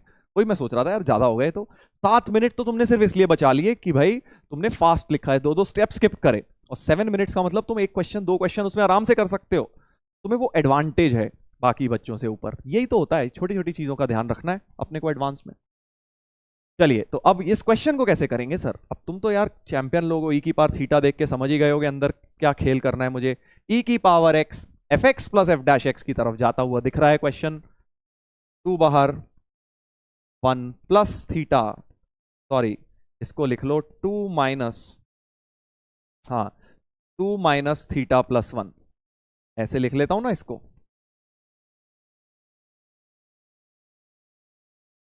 सही लिखा है मैंने?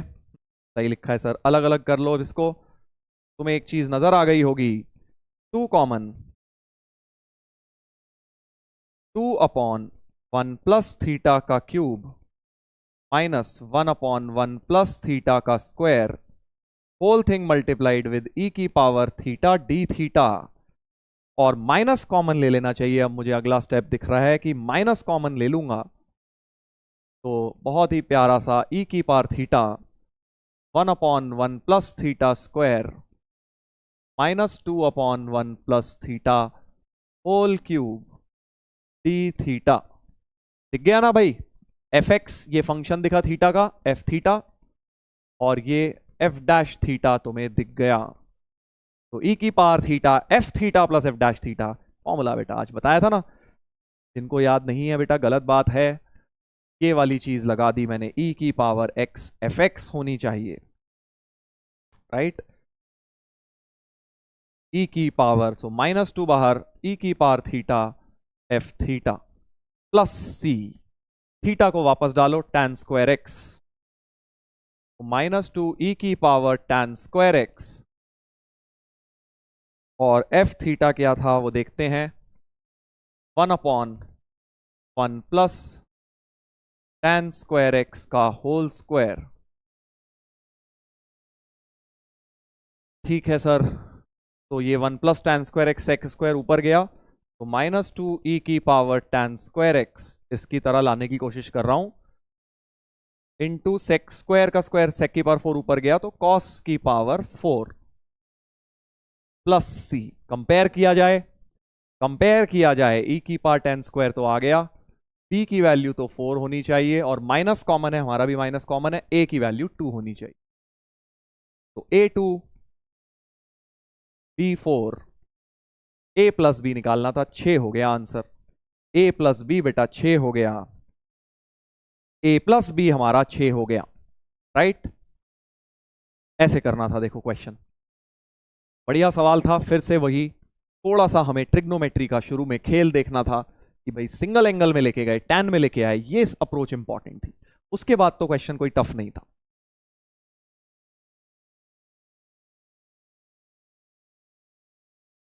चलिए, ऐसा ही एक क्वेश्चन, काफी सिमिलर क्वेश्चन है।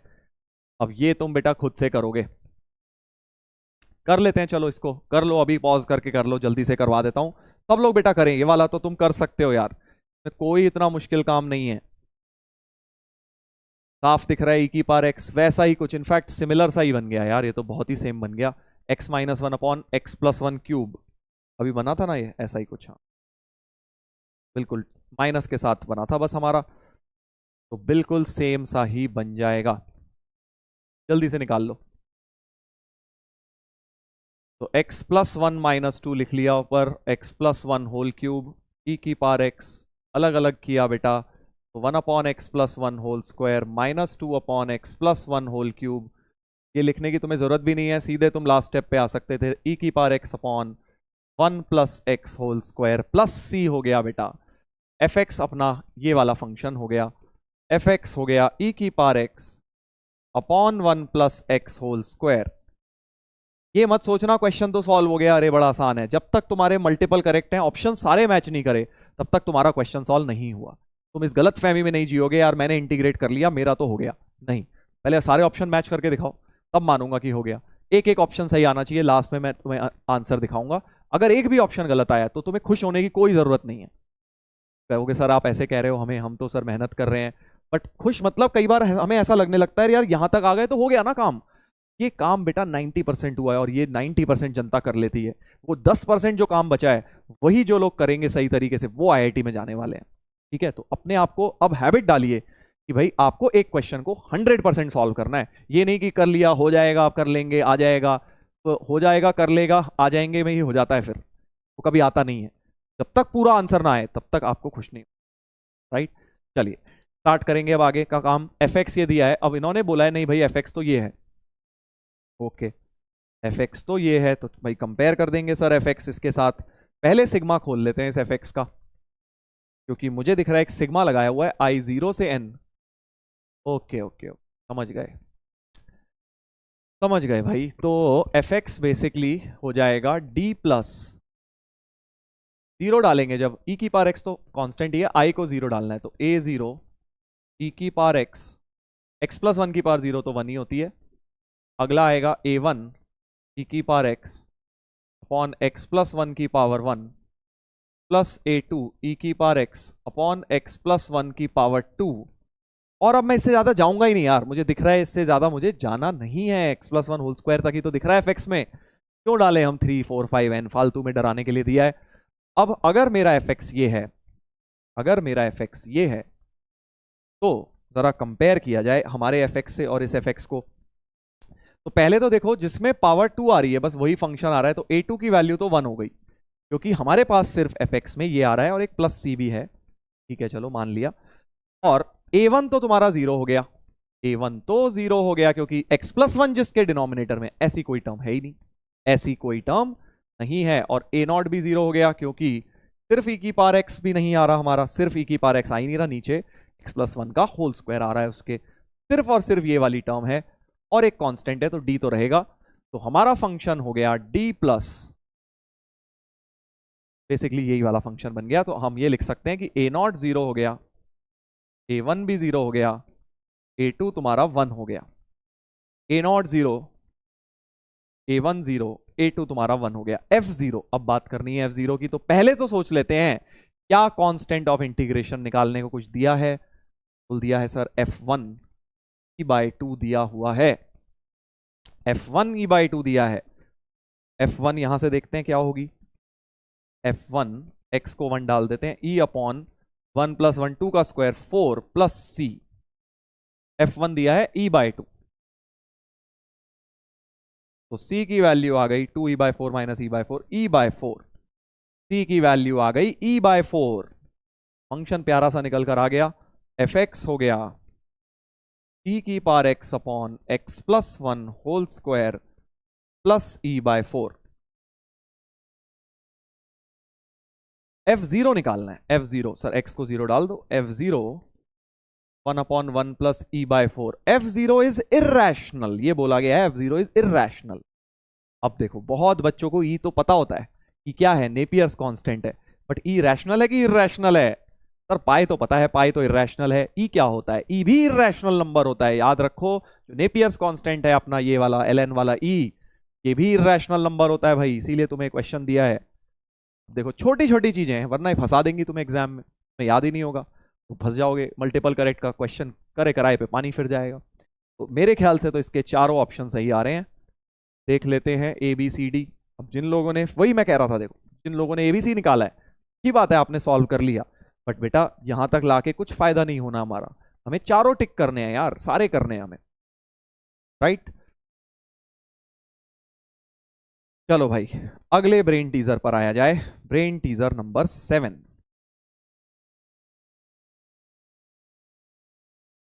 Brain teaser number 7।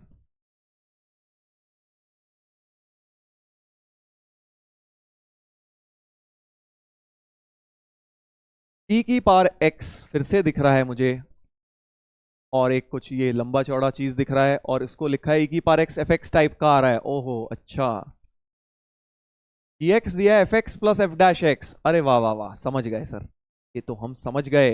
हम क्या करेंगे, क्योंकि हमें पता है इसके डेरिवेटिव में, इसको जब डिफरेंशिएट करता हूं तो क्या होता है, ई की पावर एक्स एफ एक्स का होता है एफ डैश प्लस ई की पावर एक्स का ई की पावर एक्स, और एफ एक्स तो कांस्टेंट, ऐसा कुछ, यानी ई की पावर एक्स बाहर, F x plus F dash x बनता है इसके डेरिवेटिव में। तो साफ समझ आ रहा है, अगर ये बनाना है, ये बनाना है, तो इसका डेरिवेटिव बनाना है, राइट साइड के डेरिवेटिव में बन जाएगा। यानी इस पूरी इक्वेशन को क्या कर देना चाहिए, डिफरेंशिएट कर देना चाहिए सर। पूरी इक्वेशन को डिफरेंशिएट कर देना चाहिए।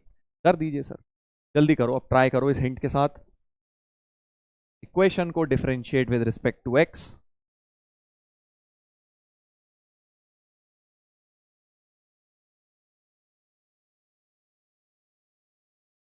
तो अब देखो, लेफ्ट साइड में जब डिफरेंशिएट करोगे, इंटीग्रल साइन वैसे ही हट जाएगा, बेसिकली ये बस रह जाएगा, अंदर वाली चीज रह जाएगी, कुछ भी डिफरेंशिएट करना नहीं पड़ेगा तुम्हें। सीधे एक्स स्क्वायर माइनस वन ई की power x x square plus four x plus one, ये रह जाएगा एलएचएस का डेरिवेटिव।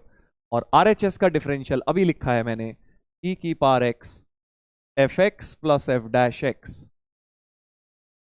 ई की पावर एक्स ई की पावर एक्स कट गया, तो F x plus F dash x, ये तो हमारा जी फंक्शन है, तो जी एक्स की वैल्यू मिल गई। जी एक्स की वैल्यू हो गई बेटा x square minus one into x square plus four x plus one. ये तो बड़ा आसान सवाल हो गया यार। अब तो जी एक्स मिल गया, अब तो क्वेश्चन सॉल्व ही हो गया।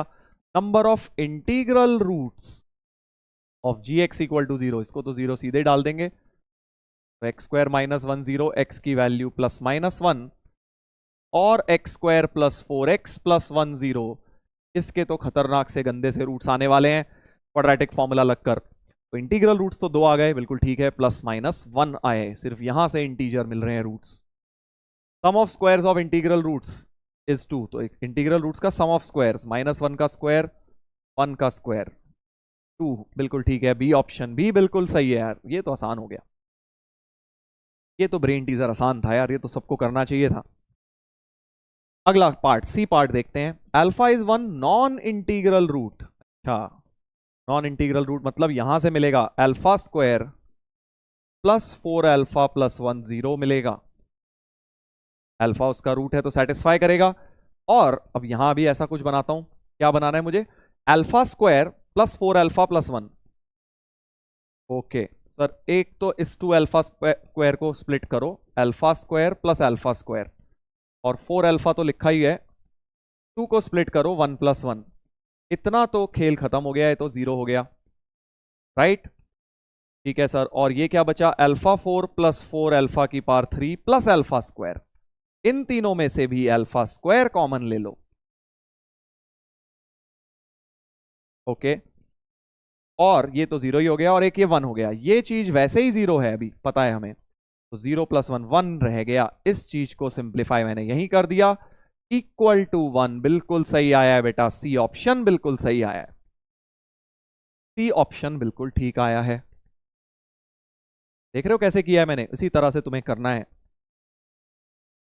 जी डैश जीरो निकालना है अगला, कर लेना यार, हो तो तुम डिफरेंशिएट करके। जी डैश जीरो, जी का derivative x square to x हो गया, और x square minus one constant to x plus four हो गया।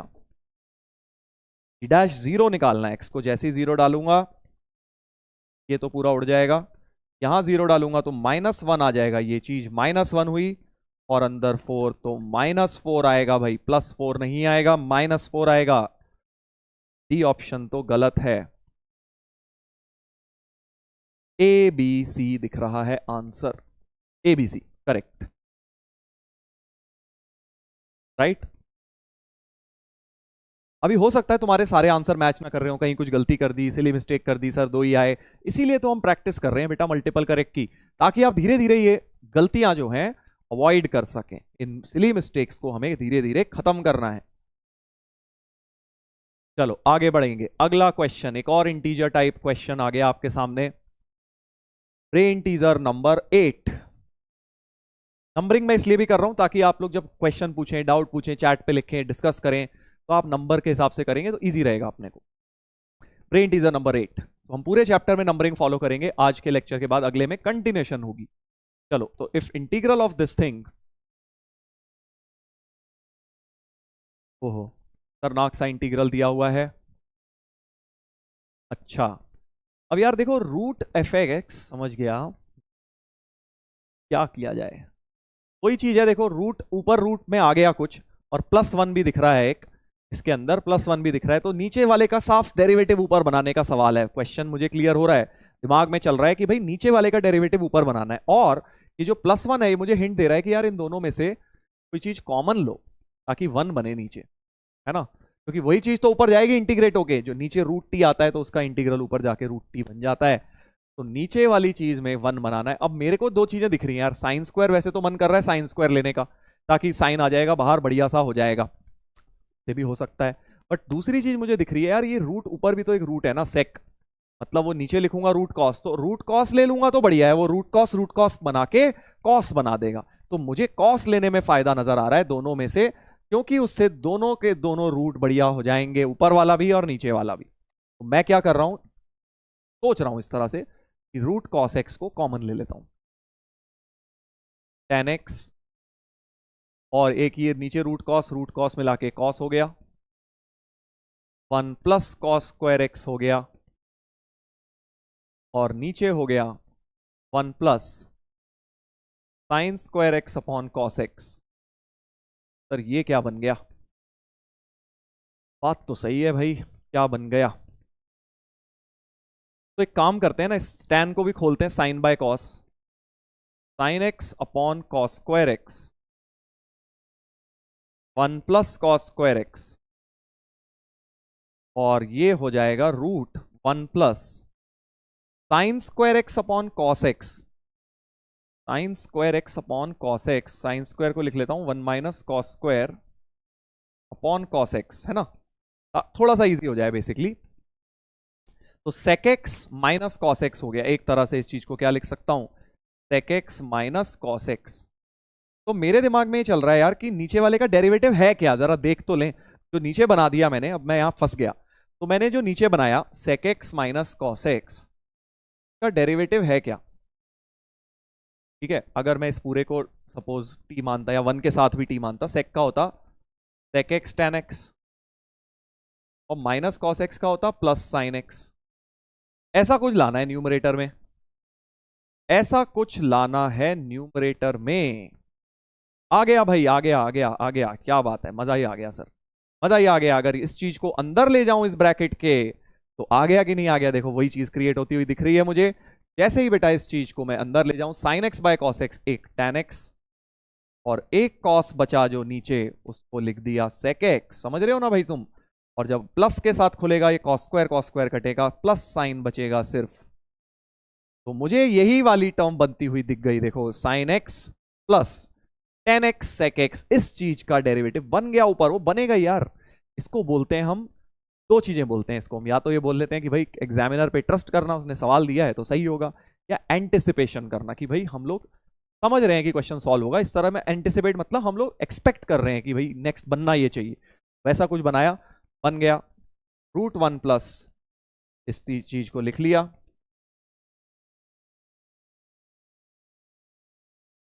और अब तो भाई इस पूरी चीज को टी क्या मानोगे, 1 प्लस के साथ टी स्क्वायर ही मान लो, 1 प्लस के साथ टी स्क्वायर ही मान लो बेटा।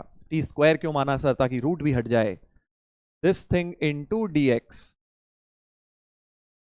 Is equal to 2t dt। तुम टी स्क्वायर नहीं मानोगे, आंसर तब भी आ जाएगा, 2 लाइन एक्स्ट्रा लगेंगी बस, बट ये हमेशा एक रूल होता है, रूट हटा लेते हैं हम। तो ये पूरी चीज ऊपर वाली हो गई 2t dt,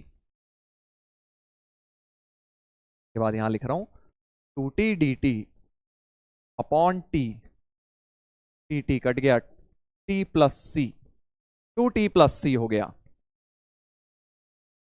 ठीक है सर, तो बस अब तो हो गया यार क्वेश्चन। 2t प्लस सी, p की जगह वापस रूट ऑफ दिस थिंग,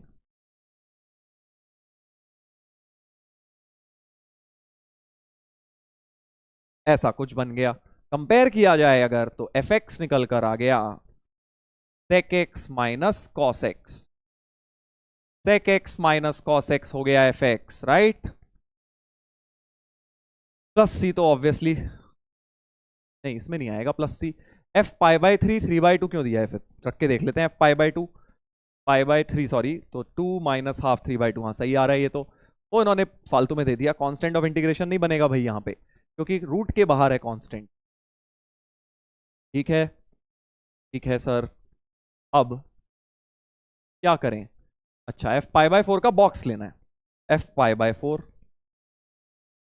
तो ये हो गया √2 माइनस 1/√2, तो 2 माइनस 1, 1/√2 हो गया है।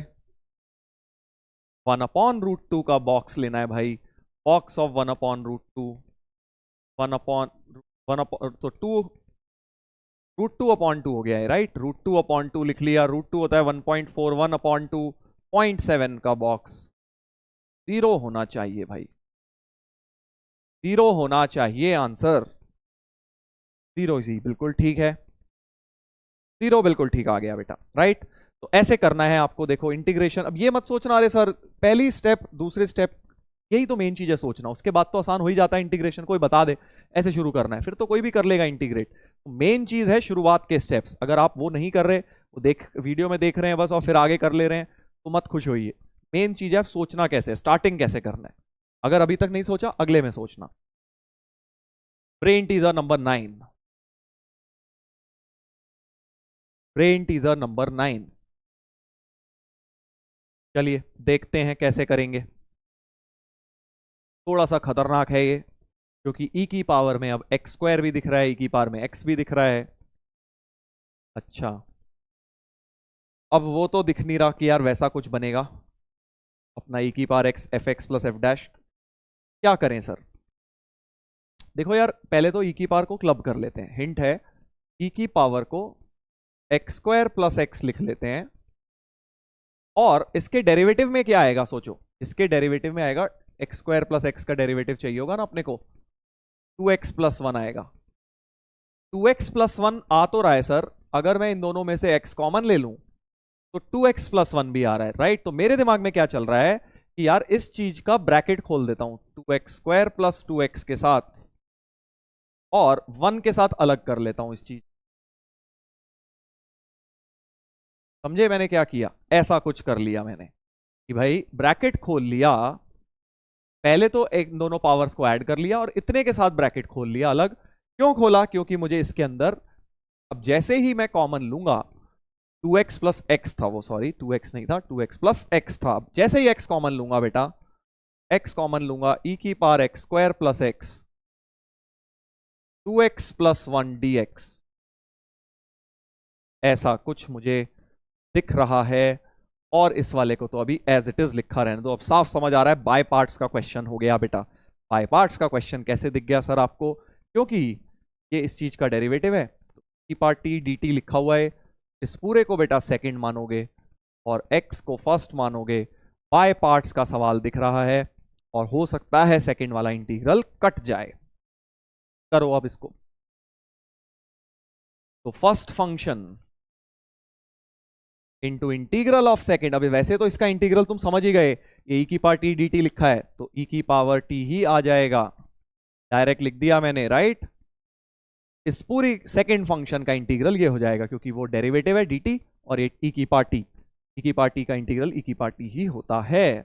First function into integral of second minus integral of derivative of x1 into integral of second, और ये कहानी कट गई इसके साथ। मजा ही आ गया सर, बहुत ही प्यारा सा फंक्शन बन गया, x e की power x² plus x plus C, x e की पावर x² इंटू e की power x plus C. Compare करेंगे राइट साइड से, इसके साथ जब कंपेयर करोगे एफ एक्स तुम्हारा फंक्शन क्या बन गया, ई की पावर एक्स स्क्वायर के हटा के एक्स और ई की पावर एक्स बचा, तो एफ एक्स बन गया एक्स इंटू ई की पावर एक्स बेटा, एक्स इंटू ई की पावर एक्स बच गया फंक्शन। ठीक है, समझ गए सर? कोई सी वगैरह की जरूरत है नहीं क्योंकि बचे हुए को हमने माना है, सी तो बाहर ही है। ओके, अब एफ एक्स के बारे में बात करनी है, इंक्रीजिंग है, लिमिट पूछी है, ये वो एम निकालना है, लोकल मिनिमम वैल्यू। ठीक है यार, जल्दी से डिफरेंशिएट करके अब तो आगे कर लो, डिफरेंशियल कैलकुलस का मेनली क्वेश्चन बचा है। एक एक पार्ट सॉल्व करिए और निकालिए अब कौन कौन से ऑप्शंस आएंगे सही। पॉज करके निकालो बेटा, आप कर सकते हो तुम लोग। F x is increasing in 0 to infinity, differentiate कर लेते हैं sir. F x A option के लिए एफ डैश एक्स हो जाएगा, एफ एक्स है तुम्हारा एक्स ई की पावर एक्स, एक्स ई की पावर एक्स प्लस ई की पावर एक्स हो गया, सही लिखा है ना भाई, एक्स प्लस 1 इंटू ई की पावर एक्स। और अब वो बोल रहा है कि 0 से इन्फिनिटी में तो ये पॉजिटिव ही है सब, ये भी पॉजिटिव है, ये भी पॉजिटिव है, तो एफ डैश एक्स पॉजिटिव आ गया, तो एफ एक्स तुम्हारा इंक्रीजिंग क्लियरली हो गया। 0 to इन्फिनिटी में तो पक्का इंक्रीजिंग होगा, पता है मुझे -1 पे दिक्कत है, बट 0 से इन्फिनिटी बात करने को बोली है ना, 0 से इन्फिनिटी में तो इंक्रीजिंग है। Limit x tending to 0 1 plus f x, अब समझ आ रहा है, 1 प्लस एक्स ई की पावर एक्स की power 1 by x, 1 to the power infinity बनाने की कोशिश की जा रही है। बेस फंक्शन में से 1 माइनस करो, अरे 1 माइनस करते हैं, मैंने एक क्वेश्चन में x माइनस कर दिया था क्या किसी में, मुझे ऐसा याद आ रहा है। 1 माइनस करते हैं ना भाई, आई थिंक मैंने कहीं पर, हाँ ये गड़बड़ कर दी थी, यहां पे गड़बड़ कर दी थी बेटा मैंने, सॉरी। यहां पे एफ एक्स माइनस 1 आएगा राइट, थोड़ा सा इस पार्ट बी में मैंने, मुझे याद आ गया एकदम से कि मैंने एफ एक्स बेस फंक्शन में से 1 माइनस करते हैं, एक्स नहीं, एक्स देख के मैंने एक्स ही माइनस कर दिया, इसको करेक्ट कर लेते हैं।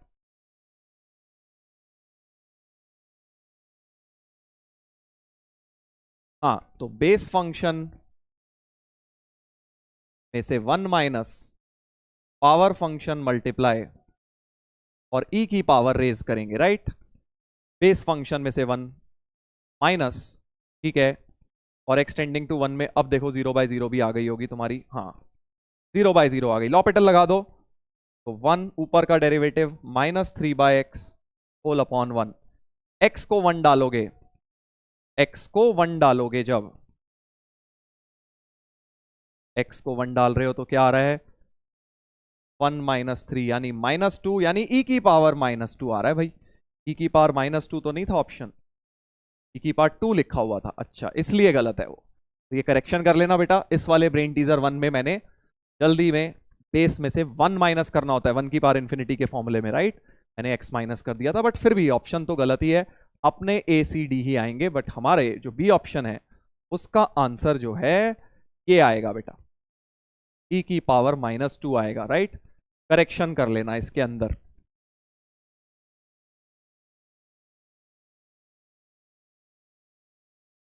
आगे बढ़ते हैं,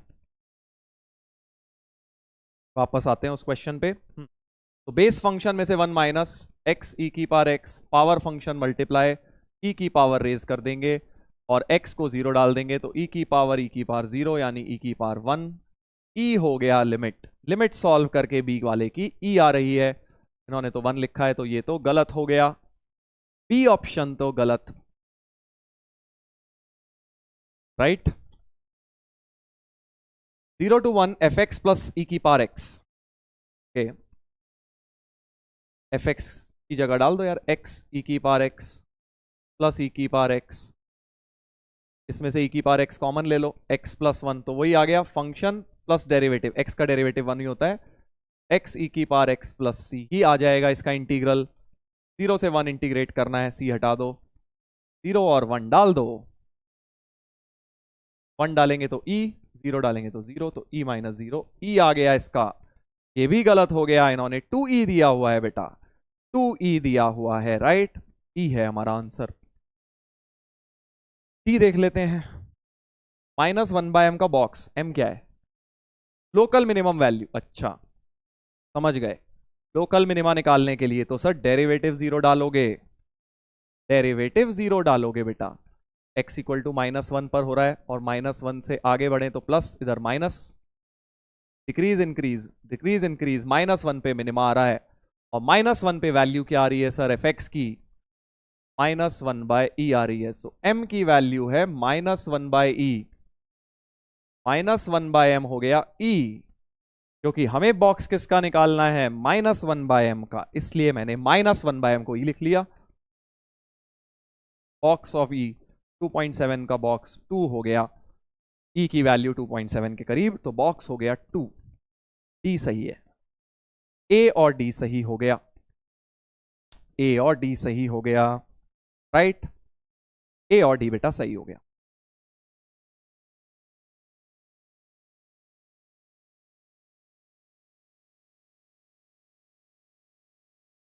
चलिए अगले पर आते हैं, ब्रेन टीजर नंबर 10th।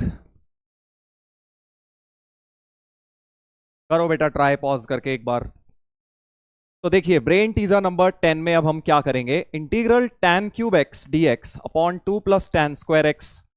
ठीक है, तो अब ये कुछ दिया हुआ है, एक चीज दिमाग में आ रही है, क्या दोनों तरफ डिफरेंशिएट करें, तो फिर तो g डैश की टर्म्स बन जाएंगी, डिफरेंशियल इक्वेशन क्रिएट हो जाएगी, लंबा दिख रहा है, इंटीग्रेट ही कर लेना बेटर रहेगा। तो अब tan cube x upon this को एक काम समझ में ही आ रहा है कि यार साइन कॉस में कन्वर्ट करके देखता हूं क्या हो रहा है।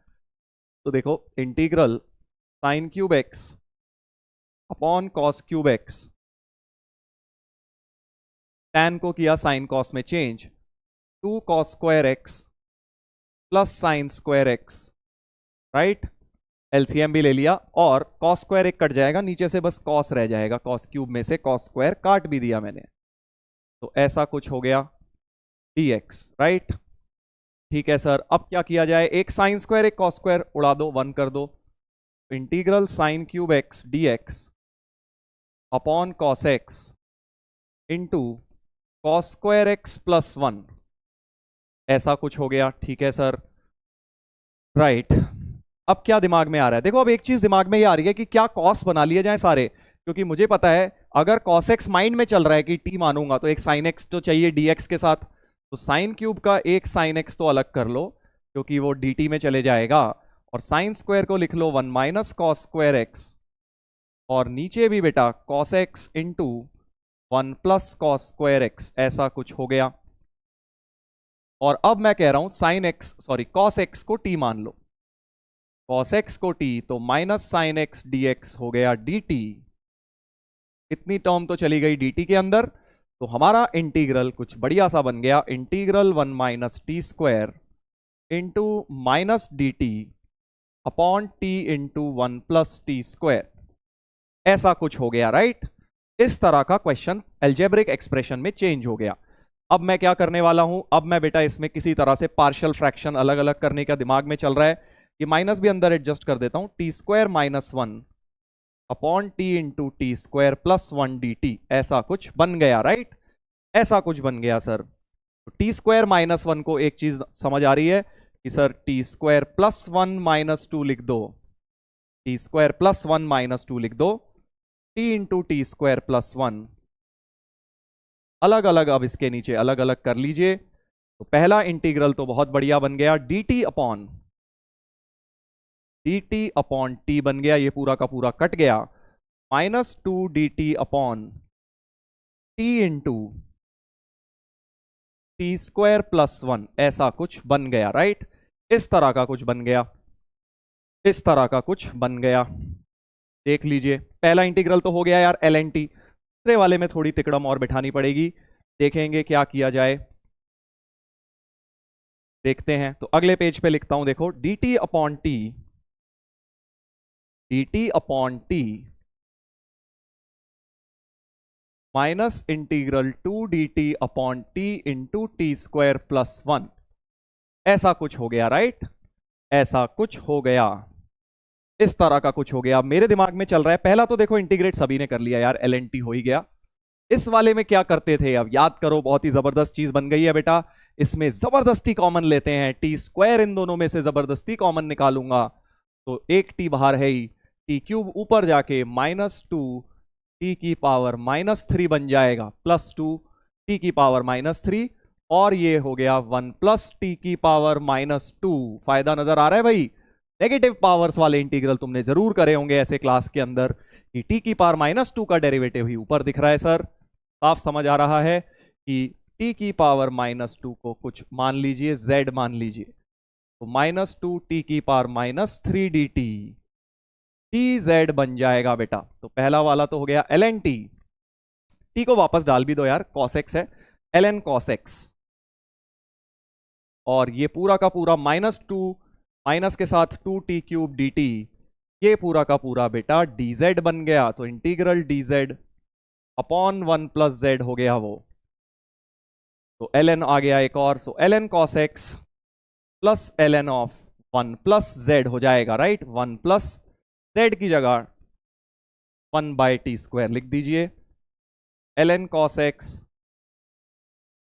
प्लस ln 1 + t²/t², ऐसा कुछ हो गया, राइट।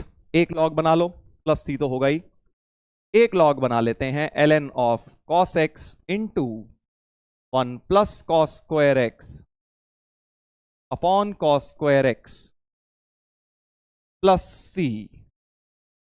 थोड़ा सा काटा पीटी करेंगे, एक cos x कट गया, तो हमारे पास आ गया बेटा ln of 1 + cos² upon cos x plus c, right. ऐसा कुछ बन गया। जरा कंपेयर करा जाए गिवन इंटीग्रल से, नीचे तो cos x है, ऊपर 2 - gx है, ये क्या हो गया 2 - gx। अच्छा सर 2 तो बना सकता हूं, cos² x को बेटा, cos² x को 1 - sin² अगर मैं लिख दूं तो मुझे साफ समझ आ गया 2 - sin² x हो जाएगा। बहुत ही मजा आया सोच के, क्योंकि बेटा अब मेरा कंपेयर करने से gx जो है वो निकल कर आ गया, ये वाला gx होना चाहिए, क्योंकि 2 - gx था ऊपर, इस फॉर्म में ले आया मैं, राइट। gx तो मेरा आ गया sin² x, gx आ गया बेटा sin² x, राइट। कोई c वगैरह का चक्कर नहीं है, क्योंकि 2 के अलावा जो भी बचा वही gx है, ठीक है, समझ गए। ओके, अब क्या करें सर, ये f0 क्या दिया, आई थिंक ये कुछ गलत दिया हुआ है, f0 ln 2 ये नहीं होना चाहिए था, f0 क्योंकि कुछ बन ही नहीं रहा है, ठीक है। तो अब देखो लिमिट निकालनी है gx फंक्शन की, limit gx upon this thing, तो हर एक ऑप्शन बस अब सॉल्व करना शुरू कर दो यार। gx की जगह क्या यूज करना है, sin² x सर यूज करना है, सारे ऑप्शन सॉल्व करना शुरू करेंगे। पहला ऑप्शन है ये, इसी को कॉपी कर देता हूं,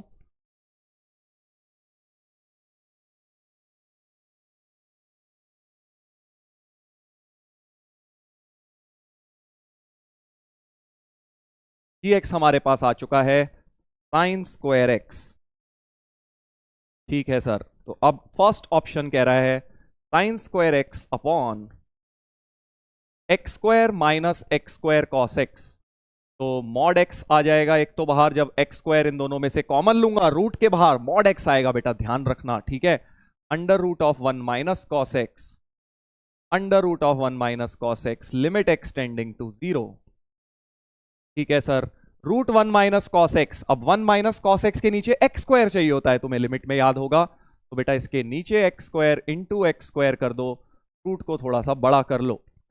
ऐसा क्यों किया सर, क्योंकि बेटा अब तुम्हें इतना दिख रहा है 1 - cos x अपॉन x², तो हाफ हो जाएगा सीधे सीधे, और ये √x² एक और, ये √x² बचा ना, mod x और आ जाएगा, यानी कि sin² x अपॉन एक mod x पहले से था, एक mod x और आ गया, mod x का स्क्वायर, और 1/2 का ये रूट बच गया, राइट। ऐसा कुछ हो गया, मॉड का ध्यान रखना है, हालांकि मॉड से फर्क पड़ा नहीं क्योंकि mod x² ही होता है, और sin² x अपॉन x² ये हो गया 1, √2 आ गई, ये वाली लिमिट क्या आ गई, √2 आ रही है बेटा, ये तो गलत हो गया ऑप्शन, ये तो गलत हो गया, √2 आ रहा है हमारा सॉल्व करके, ठीक है सर।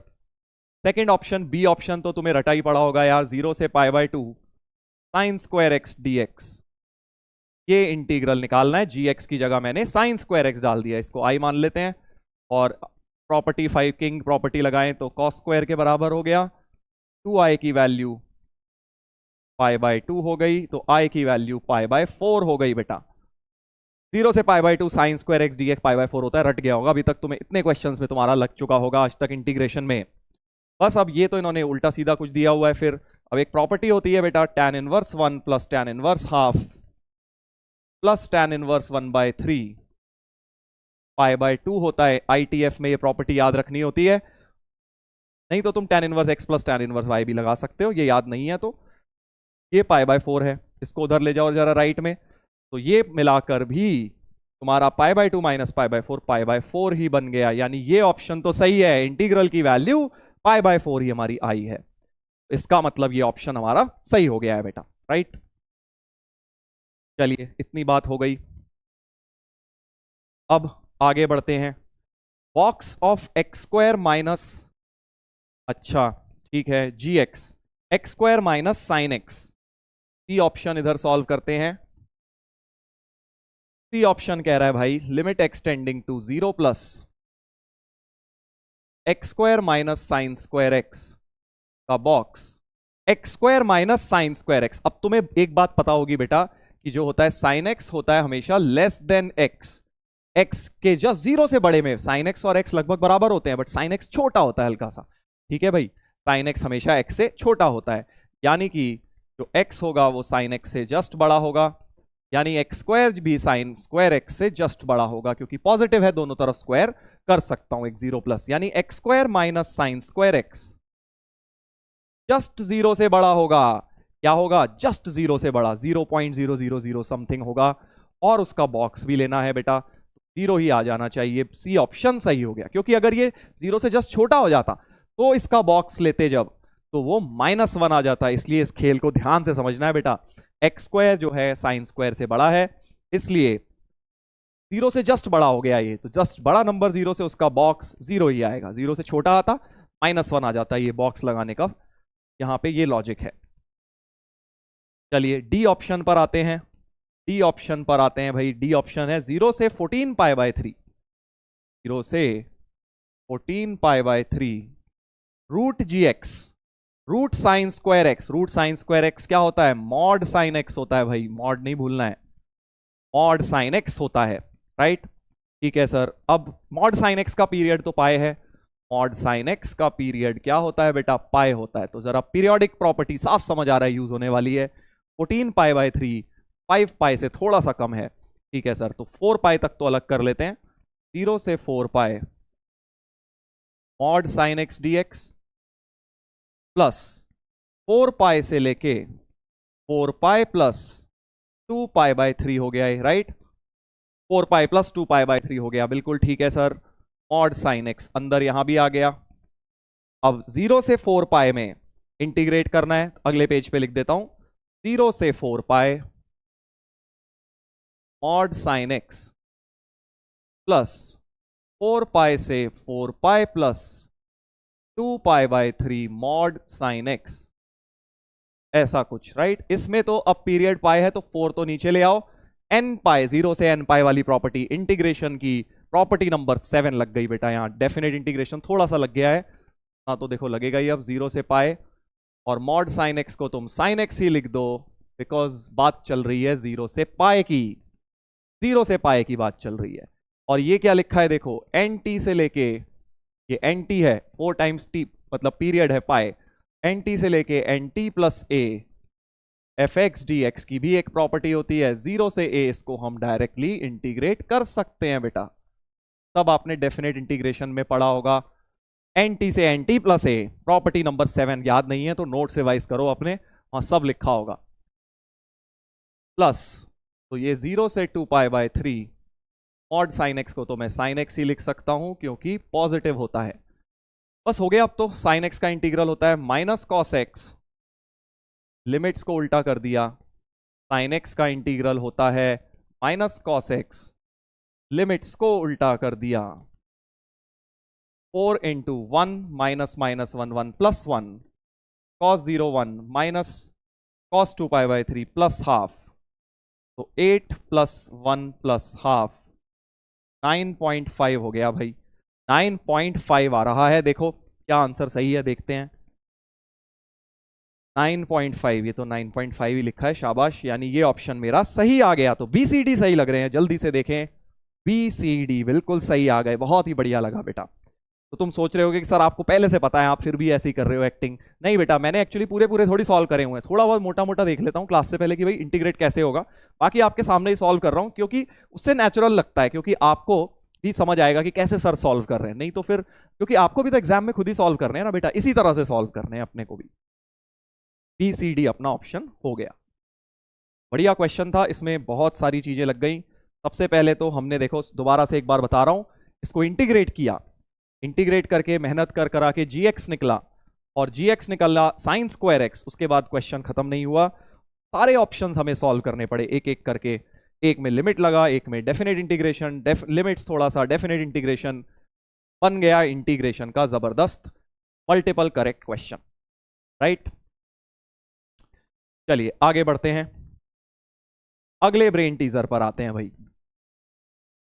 ब्रेन टीजर नंबर 11, और ये है भाई एक्चुअल में ब्रेन टीजर, अगर मतलब सारे ही हैं एक्चुअल में तो ब्रेन टीजर, बट ये एक कह लीजिए ब्रेन टीजर का भी नेक्स्ट लेवल है। थोड़ा सा टफ ज्यादा है बेटा, ट्राई जरूर करना, बट इसमें कॉन्सेप्ट बहुत प्यारा है।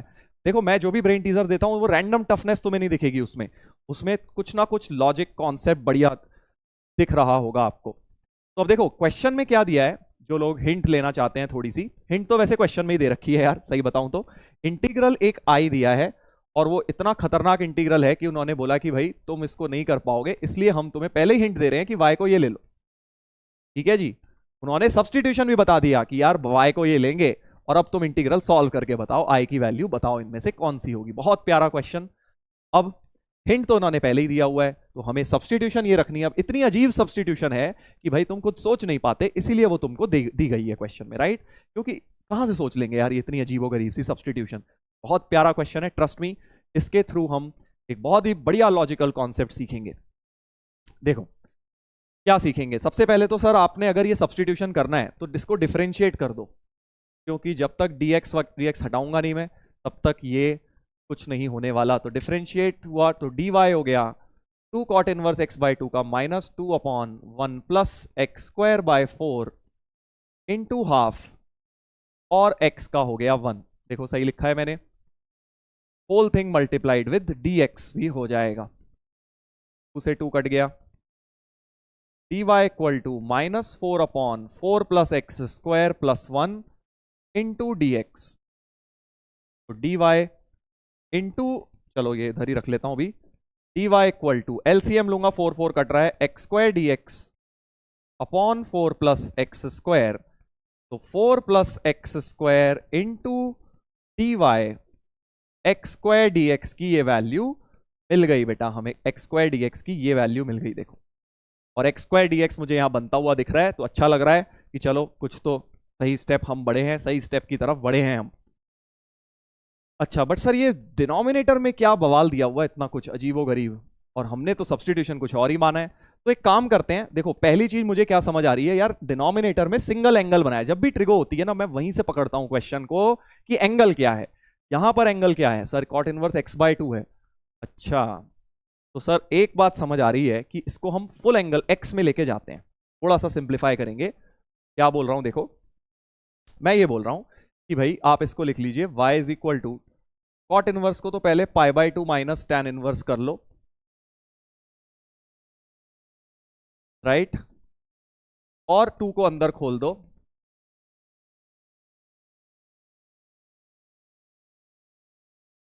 और 2 tan इनवर्स x/2 का फॉर्मूला होता है, तुम्हें पता है कि इसको हम क्या कर सकते हैं, pi minus tan inverse 2x, x की जगह x/2 upon 1 plus x square by 4 plus x, right. ठीक है सर, ऐसा कुछ बना लिया। अब तुम कहोगे कि सर 2 tan इनवर्स x में यही वाला क्यों लगाया है, साइन इनवर्स वाला क्यों नहीं लगा लिया, कॉस इनवर्स वाला क्यों नहीं लगा लिया। लगा लो भाई, जो भी एक लगाना है आप लगा लीजिए, उससे कोई फर्क नहीं पड़ने वाला। ठीक है, तो y हो गया pi minus tan inverse 4x upon 4 plus x square. अच्छा ठीक है सर, समझ गए, और उधर माइनस प्लस एक्स भी है। तो अब मेरे दिमाग में आ रहा है यार, ये tan इनवर्स अगर हटाना है तो एक काम करता हूं ये x को इधर ले जाता हूं, y माइनस एक्स को लिख लेता हूं pi minus tan inverse 4x upon 4 plus x square, और tan ले लेता हूं दोनों तरफ। दोनों तरफ tan लेने से क्या होगा sir, tan y minus x, और राइट साइड में आ जाएगा tan pi minus theta. tan pi minus theta क्या होता है, minus tan inverse of this. तो सिर्फ क्या ये रह जाएगा, राइट साइड में अगर मैं tan ले लूं बेटा तो देखो ये रह जाएगा कि नहीं, कैसे डायरेक्ट लिख रहा हूं देखो, लेफ्ट में तो tan y माइनस एक्स और पाई माइनस थीटा में minus tan theta, tan inverse हट गए, ये बच गया। क्या करे जा रहे हो सर आप, ये थोड़ा मुझे भी तो लग रहा है, बट हाँ थोड़ा सा इसको खोलेंगे। मुझे बेसिकली समझ आ रहा है यार, x को हटा के y लाना है, मेरी ये टर्म तो हट चुकी है, मुझे बस ऐसी टर्म बनाने का मन कर रहा है। उसके लिए अब भाई y और x को अलग करना पड़ेगा, तो tan y माइनस एक्स खोलता हूं, fact tan x minus y लिख लेता हूं, माइनस को भी एडजस्ट कर दूंगा, tan x minus tan y upon 1 plus tan x tan y is equal to 4x upon 4 plus x square, minus adjust कर दिया, राइट। क्रॉस मल्टीप्लाई कर दो, क्रॉस मल्टीप्लाई कर दो बेटा। और मैं क्या कर रहा हूं अब, बेसिकली किसी तरह से y in terms of x लेके आ रहा हूं, tan y की वैल्यू निकालता हूं, y in terms of x आ जाएगा, ठीक है। तो क्रॉस मल्टीप्लाई करते हैं, tan x into 4 plus x square minus 4 plus x square into tan y is 4x into this thing 1 plus tan x tan y, जो भी है डिनोमिनेटर उधर जाएगा, राइट। अब मुझे दिख रहा है यार tan y की टर्म, इसको भी राइट में ले जाता हूं, तो हमारे पास आ जाएगा, देखो क्या ऊपर लिख रहा हूं, या अगले पेज पे लिख देता हूं, tan x into 4 plus x square, ये टर्म तो यहीं रही, और एक माइनस 4x इधर ले आया, minus 4x equal to tan y, देखो उधर लेके गया, tan y उधर लेके गया, तो कॉमन आ गया tan y, ये वाली टर्म बचेगी, प्लस 4x बचेगा, तो 4x plus 4 plus x square बचेगा। देखो क्या सही लिखा है मैंने, क्या ये मैंने सही लिखा है, देखो 4x 10x भी आता, हाँ जब ये मल्टीप्लाई होगा 4x 10x भी आएगा। जगह कम पड़ गई थोड़ी सी, चलो कोई बात नहीं, 4x 10x प्लस ये 4 प्लस एक्स स्क्वायर बच जाएगा। तो अगले पेज पे लिख देता हूं, चलो। तो बेसिकली मैंने कुछ नहीं किया यार, तुम कैलकुलेशन खुद कर सकते हो। y को इन टर्म्स ऑफ x निकाल रहा हूं, तो tan y की टर्म एक तरफ लेके गया, तुम नोटबुक में लिख के देखोगे तुम्हें भी ऐसा ही कुछ मिल जाएगा, खुद से लिख के देखो, tan x into 4 plus x square, ये वाली लाइन फिर से लिख रहा हूं, tan x into 4 plus x square minus 4x is equal to tan y into 4x 10x plus 4 plus x square, 4 plus x square plus 4x 10x। क्या ये सही लिखा है भाई, tan y की वैल्यू कुछ तो आ गई गंदी सी, tan x into 4 plus x square minus 4x। बस अब देखो समझ आने वाला है लॉजिक। तो मुझे अब एक चीज नजर आ रही है कि यार ये सर, तुम्हें लग रहा होगा सर ये क्या अजीब सा बना लिया, बट मुझे इसमें बहुत प्यारी सी चीज नजर आ रही है। कैसे, अगर मेरे दिमाग में चल रहा है tan को sin cos में ले जाऊं, tan x को, इस tan x को और इस tan x को sin cos में ले जाऊं, तो ये टर्म बनती हुई मुझे दिख रही है 4x cos x, देखो 4x cos x वगैरह बनता हुआ दिख रहा है ना भाई। बट ये 4 प्लस एक्स स्क्वायर आ रहा है, ओ ये मैंने यहां गलत लिख दिया, माइनस होता है भाई, ओहो थोड़ी सी मेरी फॉर्मूले में गलती हो गई बेटा। 1 माइनस tan 8 वो होता है ना tan inverse 2x upon 1 minus X square, ठीक है। तो इन सब में माइनस आएगा, यहां सब में माइनस आएगा बेटा, ये बीच में माइनस आएगा। चलो मैं ब्लैक पेन से कर दूंगा उसको, 4x upon 4 minus X square हो गया, 4 माइनस एक्स स्क्वायर हो गया, ऐसा कुछ हो गया, ठीक है जी। और इस वाले को एक काम करते हैं, एडिटिंग कर देते हैं थोड़ी सी, ज्यादा कुछ फर्क नहीं पड़ेगा एक्चुअली, सिर्फ इतना सा फर्क पड़ेगा कि ये सारे 4 माइनस एक्स स्क्वायर हो जाएंगे, जहां जहां प्लस तुम्हें दिख रहा था, राइट। 4 माइनस एक्स स्क्वायर हो गया, ठीक है सर, ठीक है। यानी कि यहां पर भी बस 4 माइनस एक्स स्क्वायर हो जाएगा इन सब में। तो वैसी कुछ टर्म बनती हुई मुझे दिख गई, वैसी ही टर्म बनती हुई दिख गई। देखो जैसा क्वेश्चन में था वैसा कुछ बन गया कि नहीं बन गया। 4 माइनस एक्स स्क्वायर, देखो यहां एक्स स्क्वायर माइनस 4 है और 4x कॉस एक्स है। तो मुझे समझ आ रहा है कि सर अगर आप इसमें काम करिए sign x upon cos x, तो इसको लिख ही लीजिए sine x into 4 minus X square minus 4x, और कॉस एक्स इधर जाएगा अपॉन, इसको भी ऐसे ही लिख लीजिए 4 minus X square into cos x plus 4x sine x. समझ आ गया, नीचे का कॉस एक्स कट गया बेटा, और 4 माइनस एक्स स्क्वायर को एक्स स्क्वायर माइनस 4 भी बना लेता हूं, x square minus 4 into sine x. यहां से माइनस माइनस कॉमन आया, वो माइनस जो ऊपर से कॉमन आया उसे नीचे मल्टीप्लाई कर दो,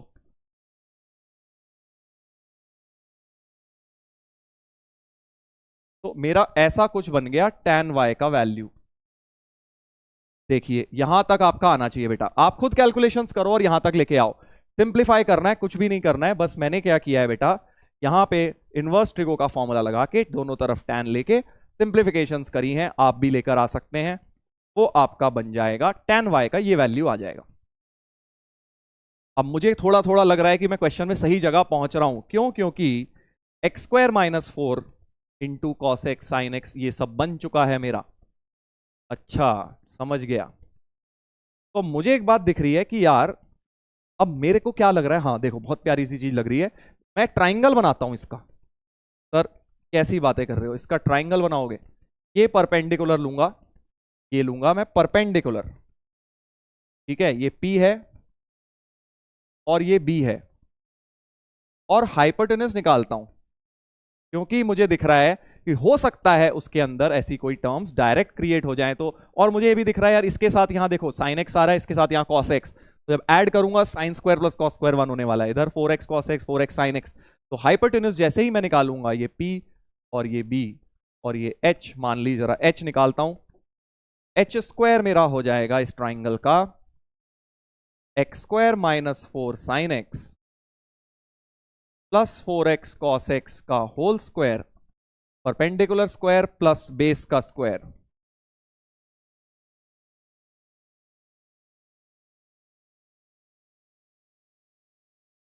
ऐसा कुछ। और अब जरा a plus b whole square खोलते हैं, इसको लिख लेता हूं a, इसको लिख लेता हूं b, ठीक है ना।